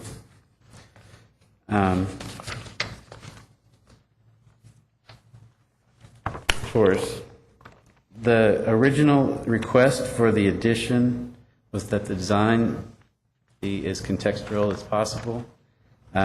We've had some wonderful, very contemporary additions brought before the board, and as wonderful as those are, these particular owners are not interested in a very, very contemporary addition. So I think still, falling within the guidelines, we can have something that is contemporary, but maybe draws a little bit more closely on period scaling and detailing. So that is what is happening with the addition, both in the one-story and two-story scenario. The garage and potting shed area also falls within that category. So if you'd like, would you like to start with the addition first, and then we can move to the garage, or whatever? That sounds like a great plan to me. Okay. So, The floor is sort of open, so anyone please just jump right on in. Before we start on the addition, I do have one question. Is my understanding correct that there's a potential purchaser, but they have a contract subject to a COA for an addition? I believe that is the case. I'm not absolutely sure, but I know that the potential buyer wanted more space. I would just note that's a unique solution to the problems many people see with buying historic homes that need renovation, is their fear of buying a house that then they can't get approved to do renovations. And that Yes. solution should be considered by more people to remedy that, is to put a condition like that in their buy-sale contract. Well, the owners and his realtor felt that way exactly, so. I have a question. Sure. What is the width and length of the remaining space that would not be built, which is, I'm presuming, going to be a courtyard or a garden or something? It's flanked on three sides Right. by the addition, the existing house, and the sunroom. It's about 12 feet. I apologize that these plans don't have dimensions on them. I guess 12, but Yeah, it's Yeah. basically, you can figure, if you're looking at the sunroom area, it's 2 3-foot doors and a 4-foot window. what is the north orientation on this? True north is, well, Lexington's 45 degrees off. So true north would be if you're looking at the plan where it says scheme B or whatever, that would be true north. So if you go by people talking about, what's the north side of your house, the north side is the wall that is blank. I'm in just the trying to original consider scheme. sun orientation with that courtyard. Right, the sun is actually, would be behind the existing two-story wing. Yes. So the courtyard would be in shade for a good portion of the day, with the exception of the height of the summer months when the sun is at its height. Right now, there's an existing terrace, which I think Martin showed in the photographs, and there's on the existing back wing is a pent roof that comes out at the second between the first and second floor, which is original to that. It's a very unusual architectural detail for Lexington because that type of roof structure is usually associated with like Pennsylvania and Delaware and all that. But it is an original structure. It had, there had been some kind of wing on the back of the house at some point, so there's a place where it's been sort of chopped off. And what we're doing with the little sunroom addition is basically picking it up where the original material begins and then just retaining the rest. One correction I should make, in the presentation Martin made, that little sort of shed on the back that he said would be retained will not be retained. That was an addition built when the house was divided into apartments, and it was originally thought to be structurally sound. It really doesn't have a true foundation, so there's no point in trying to retain it because it would have to be totally rebuilt anyway. It's just one story. Yeah. One story addition. Yeah. So I think it was supposed to be a kitchen or something at some point. And as far as intrusion in the fabric, when they built that little addition, they cut a door through one of the window openings in the living room.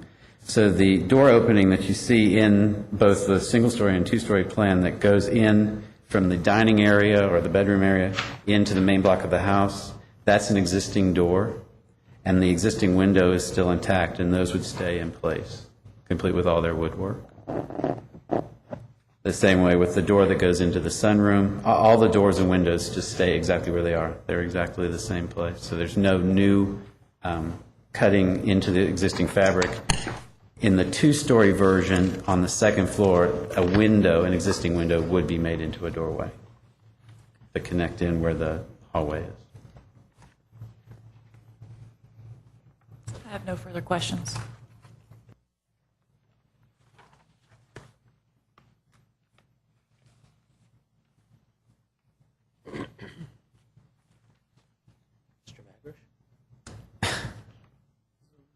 How do I keep doing that?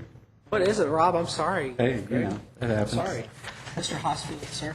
I really don't have anything to add right now. I think it's pretty clear. I mean, it's a good set of drawings that are clear to read.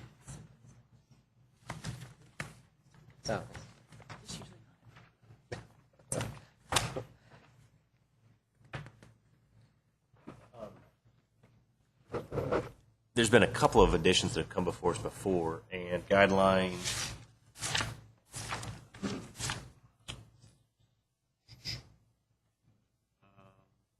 2A4 has come into play with respect to stepping in exterior walls a minimum of 12 inches from the existing edge. Right. And I notice in here that you're using the continuing wall from the main structure. What is going to be the addition that was an addition that's going to be removed to be replaced by the new addition? I guess call it the new addition, although the other one obviously is older.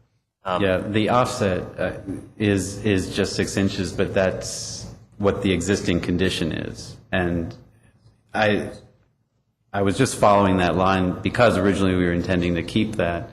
It's just we haven't changed it. Now, if it needs to be changed, I mean, I think that can be worked into the design. But it was really just following what was existing, and I thought that might take precedent over what had, something that had never been there where it's totally new construction. Because that portion's being demolished, I would push a little and say that it would need the foot setback versus the 6 inches. Okay. I mean, I think that's totally doable. I can look at the plan. And there's, I mean, I guess the traditional way has actually been to step the whole addition in 12 inches, but there has been a unique solution on 3rd Street they did. Right. I don't know if you were, I'm sure you, Yeah. yeah, you remember what they Yeah. did. That was a unique solution to the 12-inch setback. Which, Right. I think the biggest thing, I mean, the guideline talks about a 12-inch setback or something. The biggest thing is to try to differentiate between new construction and old construction, whether it be in material step-backs, whatever. Whether it projects back out at a later point, I don't think the guidelines are mandating that. I mean, I think that in general they're wanting things to be kept within the building line. It breaks the roof line at the corner, Right. too, which I think is an important thing to maintain. I think the way you've done it is nice. It's just let's not to overstate it, but make it more of a statement than the 6 inches. I think the 12 inches would make a stronger Right. Well, I think that the 12 inches could be done. I don't think that's an issue. I had a couple of just, I'm not, this is just a question. No, I'm not asking you to commit to a material. I noticed that the addition, it looks like it's clapboard. Are you thinking wood or hardy plank? Or It's the addition, the first section of it is clapboard, and the rest of it is brick. Well, it'll be brick veneer, but I mean, it's brick that will then be painted. The whole thing will be painted, which is what the rest of the structure is. The rest of the structure is a full masonry structure. The only clapboard on it was that little addition and the end gables of the pent roof. But it's all painted a uniform color, and the brick has been painted for years. Were you thinking what sort of reveal on the clapboard? I'm just sort of pointing.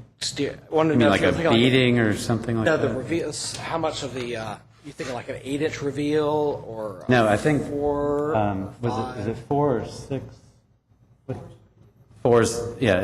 It would just be whatever the typical standard is for the historic districts in Lexington. If it were me, and it since it's conceptual review, Yeah. I would want to see a wider reveal there, just to further differentiate between the brick and the clapboard. Just because once they get painted, they all get painted, it makes it all similar on that field. So you don't want to make it similar on too many areas of comparison. I'd want it to be a wider reveal. Well, I mean, that can be done too. I think actually it's shown at 6 inches in the drawings. I'd make it as big as possible.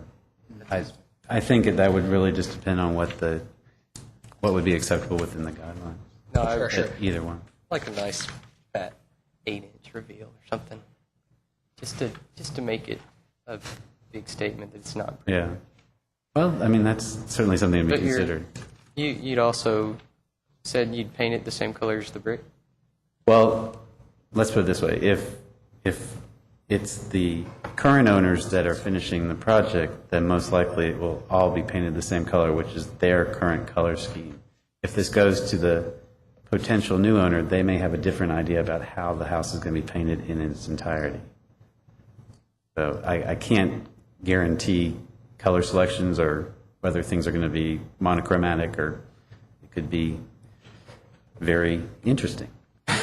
There is a purple house on South Mill, so, things happen.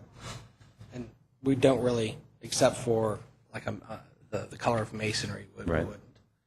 Then intrinsic color. of Whatever masonry will would happen, it will be paint painted. It just, I can guarantee any kind of tonality. Nor would we. Let's see. I'm going to make sure that I'm not. Are we just pursuing this 2-story option at this point, just for discussion's sake, because it is? Well, what I'd like to have is sort of a consensus on whether you think the 2-story is viable. And that's one of the key issues that we need to have. That's one of the things that has to come out of tonight's review. Because if it's not, that needs to go back to the powers that be, the owners and so forth, to know. The only other question I had quickly, I'm sorry, is on your final elevation, the windows. Those are all blank.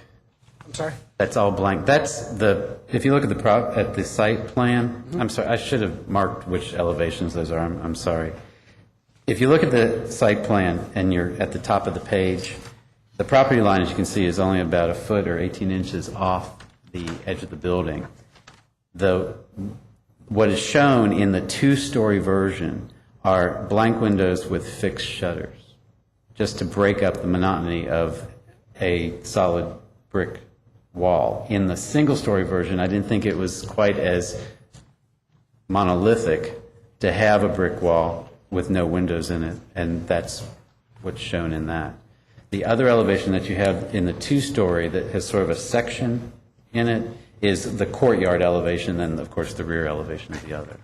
But those are actually blank windows, and you'll find that detail in many houses in South Hill and also in other areas of Lexington, where windows for symmetry, balance, architectural design, things like that, they would actually install a window or just the shutters, and then it's just brick if you opened it up. In fact, Ashland has several of those. Several of the windows at Ashland, the Henry Clay Estate, are actually totally false. If you look at them, they look Right. real, then they're not. I think you'd probably have fire rating issues that. Yeah, if you do have a window that close to the property line, I believe it has to be, what, 2-hour rated or hour rated? Or Whatever it or might be, whatever. it's I don't have a problem with the blanked out Oh, I windows. don't do you? either. No, I think it's a nice I think detail. I just wanted to clarify that Yeah. whether they were operational or they were going to be. Oh, okay, well, that's. what that The is. issue of whether they're there or not, I think that there definitely needs to be fenestration there. Very well done. I don't have a problem with the addition being 2-story. I think the courtyard space would have been nicer Yeah. and more usable and more happy if it weren't boxed in with all that structure, but Yeah, it An does opinion. make that area a shady area, but I think in the summer months, it gets Would be nice in enough during the summer. principal parts of the day that it wouldn't be just a total cave. Go ahead, I'm sorry. No, On the patio, one of the things I noticed is that the windows on the patio don't line up from the old addition to the new addition. no. And I thought that interesting. And again, understanding my role on the board is looking at all the roles of people getting Right. appointed and how we're appointed in our roles. I am not the architect or the engineer of the group. No. But my understanding of federal style is that symmetry is important. Right. And then I noticed that they weren't symmetrical in lining up those windows or doors across each other, because I assume some of them are veranda doors that were going to open up from maybe the proposed kitchen out into the patio area. Yeah.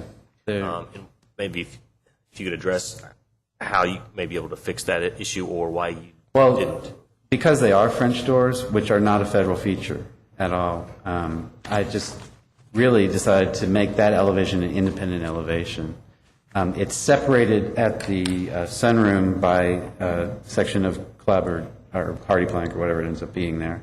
And then the brick is just sort of carried around to bring that out as kind of a single unit. But the actual, the windows on the second level and sort of the style and the head height and all that do relate to the other windows in the structure. But I thought because this was clearly new and using a type of window that is not something that would have been found in this house in this period, maybe in Philadelphia or someplace, you don't know, but not here. That it made more sense to just try to have it as its own unit, respecting that across the way is the original structure with that little pent roof and so forth coming off. Do you know how that new clapboard section that would be built between the main structure and the new addition, do you know how long that would be, or is this at this point, or is it just for demonstration purposes that there would be some length of clapboard there? You mean from the existing structure to the brick veneer? Correct. In the single-story section, I believe it's about 8 or 10 feet of clapboard. In the two-story, it's smaller. It's about 7.5. This sort of the strip, what I call the connecting strip through there. And that original dimension was based on what the existing little thing was that we're not going to keep now. Ms. Kerr, would staff like to respond to the main structure before we move back to the garage, or would you like to wait until the... Either way, just broadly, I think that there is, within the guidelines, certainly, as has been reflected in the board's comments, the possibility of either a 1-story or a 2-story addition. And so I don't think that anything suggests, oh, whoa, you can't go to this concept broadly. One practical thing Martin raised to me in pointing out that we had advertised in terms of this being on the formal docket, a 1-story addition. Right. So if you decide to pursue a 2-story addition, you'll have to come to a different meeting because we'll have to re-advertise. And the ads already went out. The legal notice is already out for the next meeting. So we can talk about the nuances of that, but just heads up, per your materials, what was advertised was for a one-story addition. And if you want to pursue two, we'll have to do different. Okay. Wait, is there an application to be heard in 2 weeks on this? Yes, Oh, okay. for the Next. one-story addition. Okay. Yeah. That, I missed that. I'm that sorry. may, we'll have to deal with that. Well, anyway, we'll That- talk about that. Yeah. And I do agree that the rhythm of it, probably, the one story does, scale-wise and all, make that center section sunroom really all more integral and all. And so it's in terms of having everything flow and volume and mass and so forth be appropriate and its relationship to the historic, it's a very nice way to go. I think there is room, however, to accomplish the two-story addition and still be within the guidelines. And so it's just kind of a matter of then nuances of that. The doorway business of, them not being balanced opposite each other and all, I actually think kind of facilitates the understanding that it's a contemporary addition, partly by the nature of what will be filling those openings will accomplish that, but the fact they don't mirror, I think, is a good thing. Other than that, I mean, as far as details and all, we really will, when we have more of that, look at it. But I think the concept of having the step-in and the clapboard and then masonry and so forth helps in terms of the differentiation. And so that broadly, I think, is it. Okay. Thank you, Ms. Kerr. Garage. Anybody want to? Well, just before we start on the garage, Sure, please. got just like a 2-minute little slideshow just to sort of acquaint you, which you may already be, of course, with the garages and carriage houses of Lexington. A pictorial tour.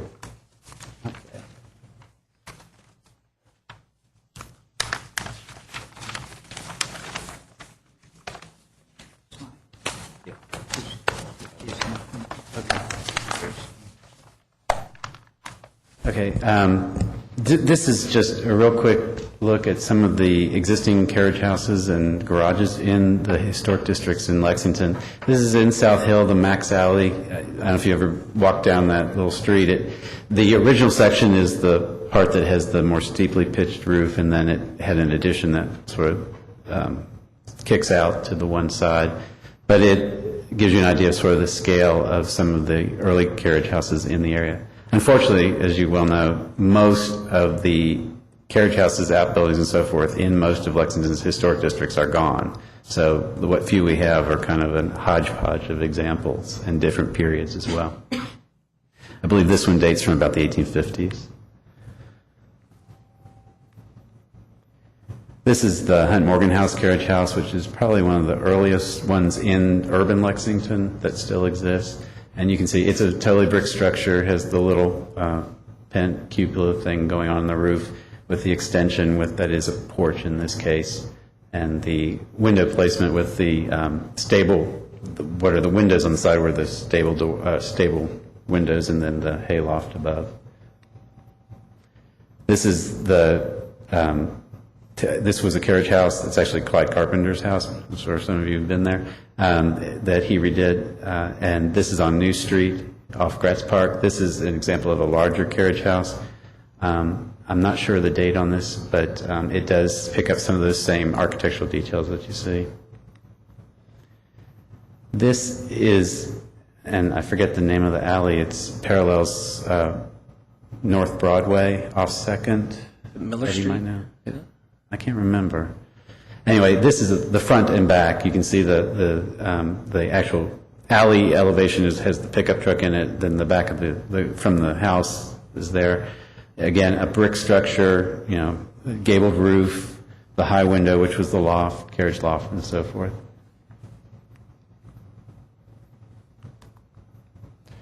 This is attached to the project that just came up tonight on Main Street. This is what was a carriage house. The windows have been changed a bit, but it had the gable end facing the street, so forth. And you can see sort of a block structure with a pitched roof. The carriage entrance was actually the arched window on the first level. This is back at that same alley, which I can't remember the name, but in Northside. This is kind of an unusual carriage house because it's a shed roof that goes from the garden side to the back, but it still has, on the alley side here, you can see the what's now a French door, but that was the hayloft door, and then the smaller windows for the stalls. And then this is probably the largest structure. It's in Woodward Heights. It is a totally wood structure, board and batten, and displays the same characteristic as some of the other structures with the little cupola and for ventilation and a little gable in the front. And then this, just very quickly, these are some new garages that I saw actually in Lexington and in other places, just to give you an idea of scale and so forth. These are some new ones that have been built recently. That seems to be the typical of what's being built. They're usually two-car. They're fairly large on the site, but they do function for today's use. These, again, are some of the newer ones in another location where they've broken down the mass, which was the key issue. This, of course, is the new one on High Street that is associated with the large Victorian house right next to it. And you can see where they've picked up a lot of the historical details and so forth. Very nicely done. And that's it.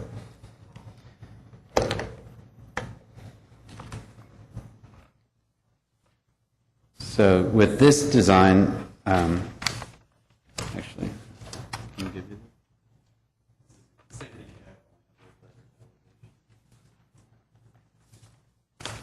Thank you.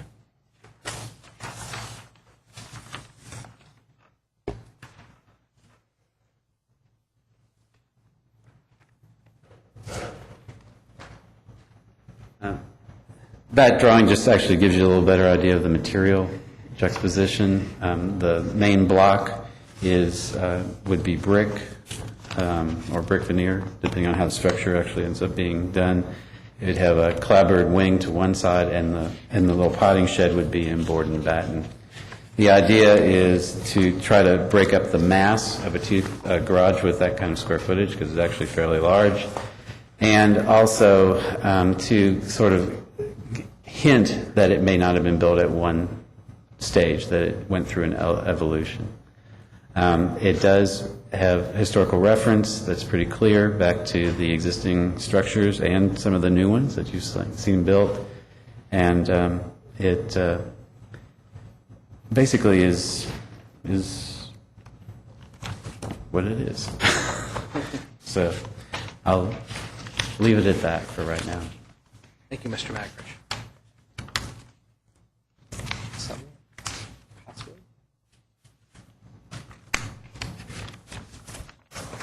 I just have two questions. They're not really comments in any way. The vent on top, is that going to be a functional roof vent for the garage? That's the intent. That's the intent. It would be a wooden structure with the louvers being open. And then on the east elevation, you have a door with a brick arch over it. And that doesn't really occur in any of the other.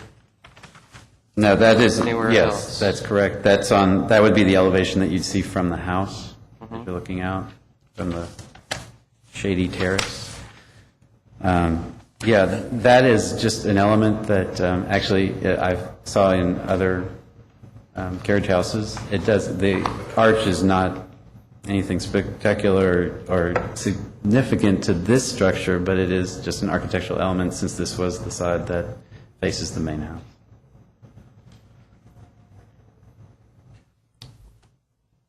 What type of roof does the main structure have on it right now? Shingle?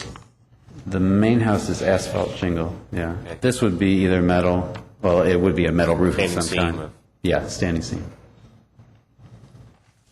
I'll say I really like the garage. I like the proportions. I think the little brick arch adds a little flick of whimsy to it.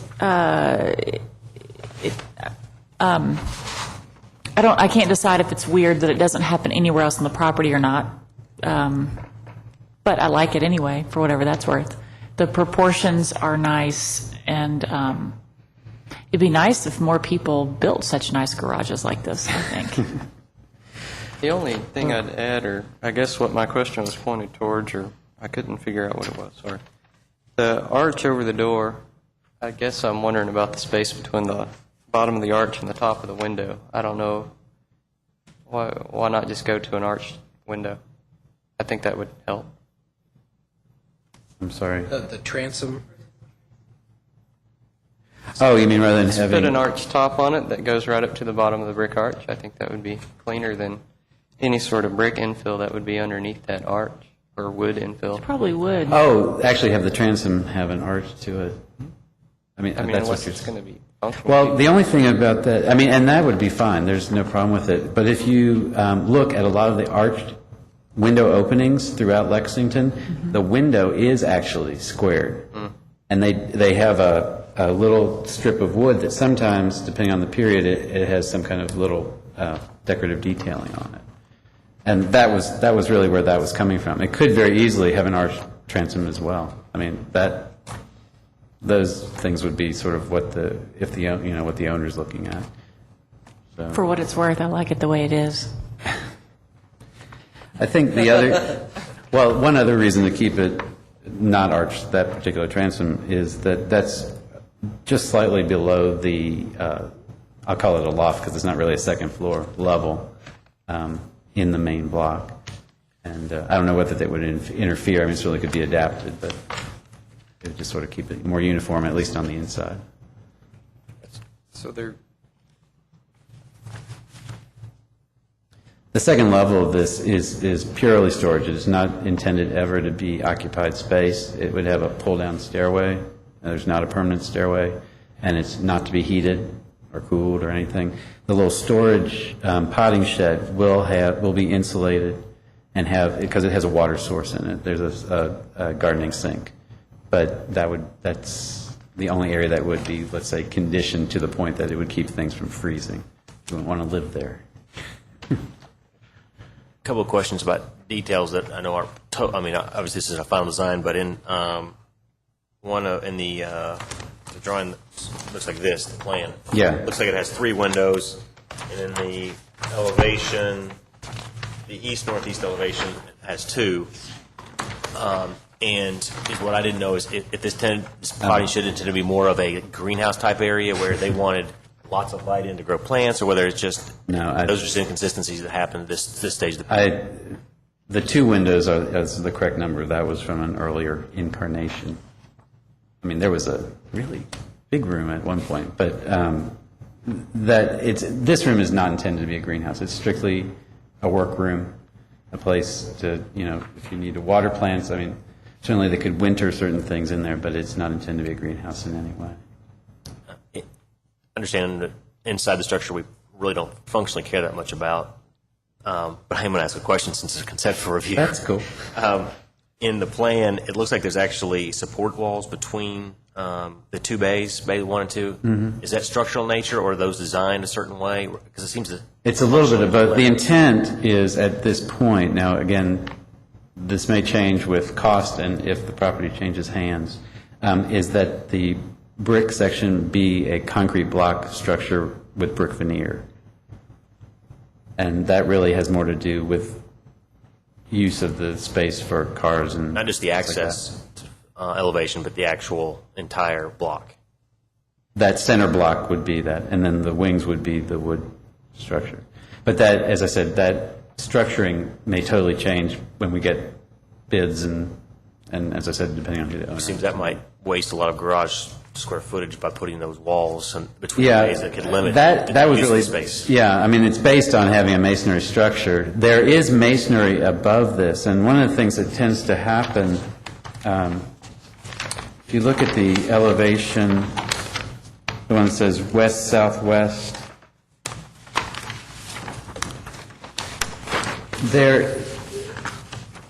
the masonry comes in from the ends of the, if you look at beyond the gable end, it comes in. And what happens a lot in wood frame construction is the wood frame doesn't always hold up brick up above it. So all of a sudden these corners wrap, and they might have maybe a brick course or two. It's sort of like we were talking about with Caden Lane. And then all of a sudden the material changes because there's nothing to support the brick. So at a minimum, the support for the brick has to come in far enough to be covered by the gable so that you get the full masonry on that elevation. You essentially want to wrap the center structure in brick up. Right. To where the new additions Yeah. to it would be. So, well, yeah. But They're not new, but that would be the goal. But, you know, as I said, that may change still. So folks to solve that without having to make it block, though, through steel beams. we could do lots of steel beams. And then there's always the infamous sky hooks. I just like big garages don't work. Sorry. Any other I will say one of the things that I like about the proposed garage that I noticed the first time when we got our packet in May is that it looks like it's been built in stages instead of just flat front, flat rear, flat sides, and two dormer windows above the two bays. That I find enticing. That it's this thing that I talk about all the time, which is you're supposed to be historic but yet not imitate historic, and how do you do that? Right. Which is a constant source of consternation for a lot of people. It is, absolutely. And I like this because it is clearly not a historic structure, but it says, hey, this could have been built a long time ago and it added on to like a historic structure, but it's not really, which is I think is kind of neat to do. Well, as I said in the beginning, the major point is to break the massing down because the newer, I mean, a standard new garage that you might build in a modern subdivision is going to be pretty massive because you have to, have 22 feet and whatever, the width is and the bays and garage doors are certain sizes and so forth. And when that gets applied in a historic setting, the scale never works really. I mean, they might be the most beautifully detailed building and really look lovely, but they just always kind of tend to just be a little bit heavy, a little bit massive. And so the intent of this was to try to move away from that. And in a couple of those photographs that I showed you, actually it's a subdivision in Lewis, Delaware, where they have very, very strict guidelines that make ours look like nothing hardly. But the massing was the key issue. And first of all, you can't have much more than a 1 or 2 car garage. And then in some of those pictures, you saw how they'll break them down in height and all that. There's simply no way to build the longer one, a larger one, based on what their guidelines say. And I think as a precedent, it's a nice thing. Is an additional slide that you may want to consider adding to your presentation for future use, however it is. There's what at one point was a really beautiful carriage house on North Limestone, one house north of John DeHart's, which I think you know what I'm talking about. Mm-hmm. We approved the removal of a somewhat potting shed 9 months ago or so because it was in really bad shape. But that's a structure that's in need of work. But I think it almost your drawing reminded me of that structure. Mm-hmm. No, that's a great structure. Maybe somebody will do something with it. Staff, would you like to make any comments on the garage? Well, I think relative to the placement on the site and the rhythm of it in terms of the way it breaks up, as everybody's been saying, the breaking up of the volume is I think, very helpful to it. As you would know, I'm wearing my hat of is it too histrionic? I think that you can accomplish something like this. I do think it needs a little more contemporary articulations or less traditional articulations in some of the jack arch treatments and that kind of thing. And I think you can do just a little tweak that it will make it pop that it is newer, not in a negative way. Right. And allude to these concepts without fooling the eye. But the concept, I think, is certainly within the guidelines, and the changes in materials are very helpful to distracting your eye from how big it is, and it is big. But I think there's room on the site for it in that sense. I don't imagine you've given a whole lot of study to this, but you have a lot of different patterns of doors and window treatments. And so you might want to clean that up a tad in terms of variations. There's 1/1s, and there's 4, and there's 2/2s, and never mind. We won't Right. do that. Right. But that sort of thing, and you know, the cleaner line, the better. And I think that would facilitate your understanding that this is in the school of an older design, but is of today's time. Right. And hence make it even more within the guidelines. But I think the basic premise is within the guidelines and just should be looked with what can be done to really enhance its design to make it both more readable as of today's time, but also just really good, clean design. But it's a nice proposal. Well, thank you. Excuse me. Mr. Magrish, do you have any questions for us? Not at this time. Thank you very much. Thank you. Does anyone else have any comments or questions for Mr. Magrish? Thank you very much. Great drawings, great proposal. It looks like a great project. Well, thank It's you. nice to see the hand drafting, too. There's a reason for that. Thank you. I believe the only other item of business is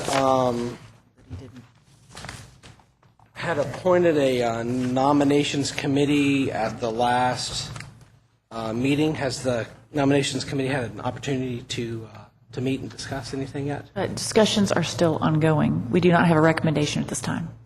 Thank you very much, Ms. Sumner. We'll revisit that at the next meeting. And if there's no further business, I have one piece of new business. yes.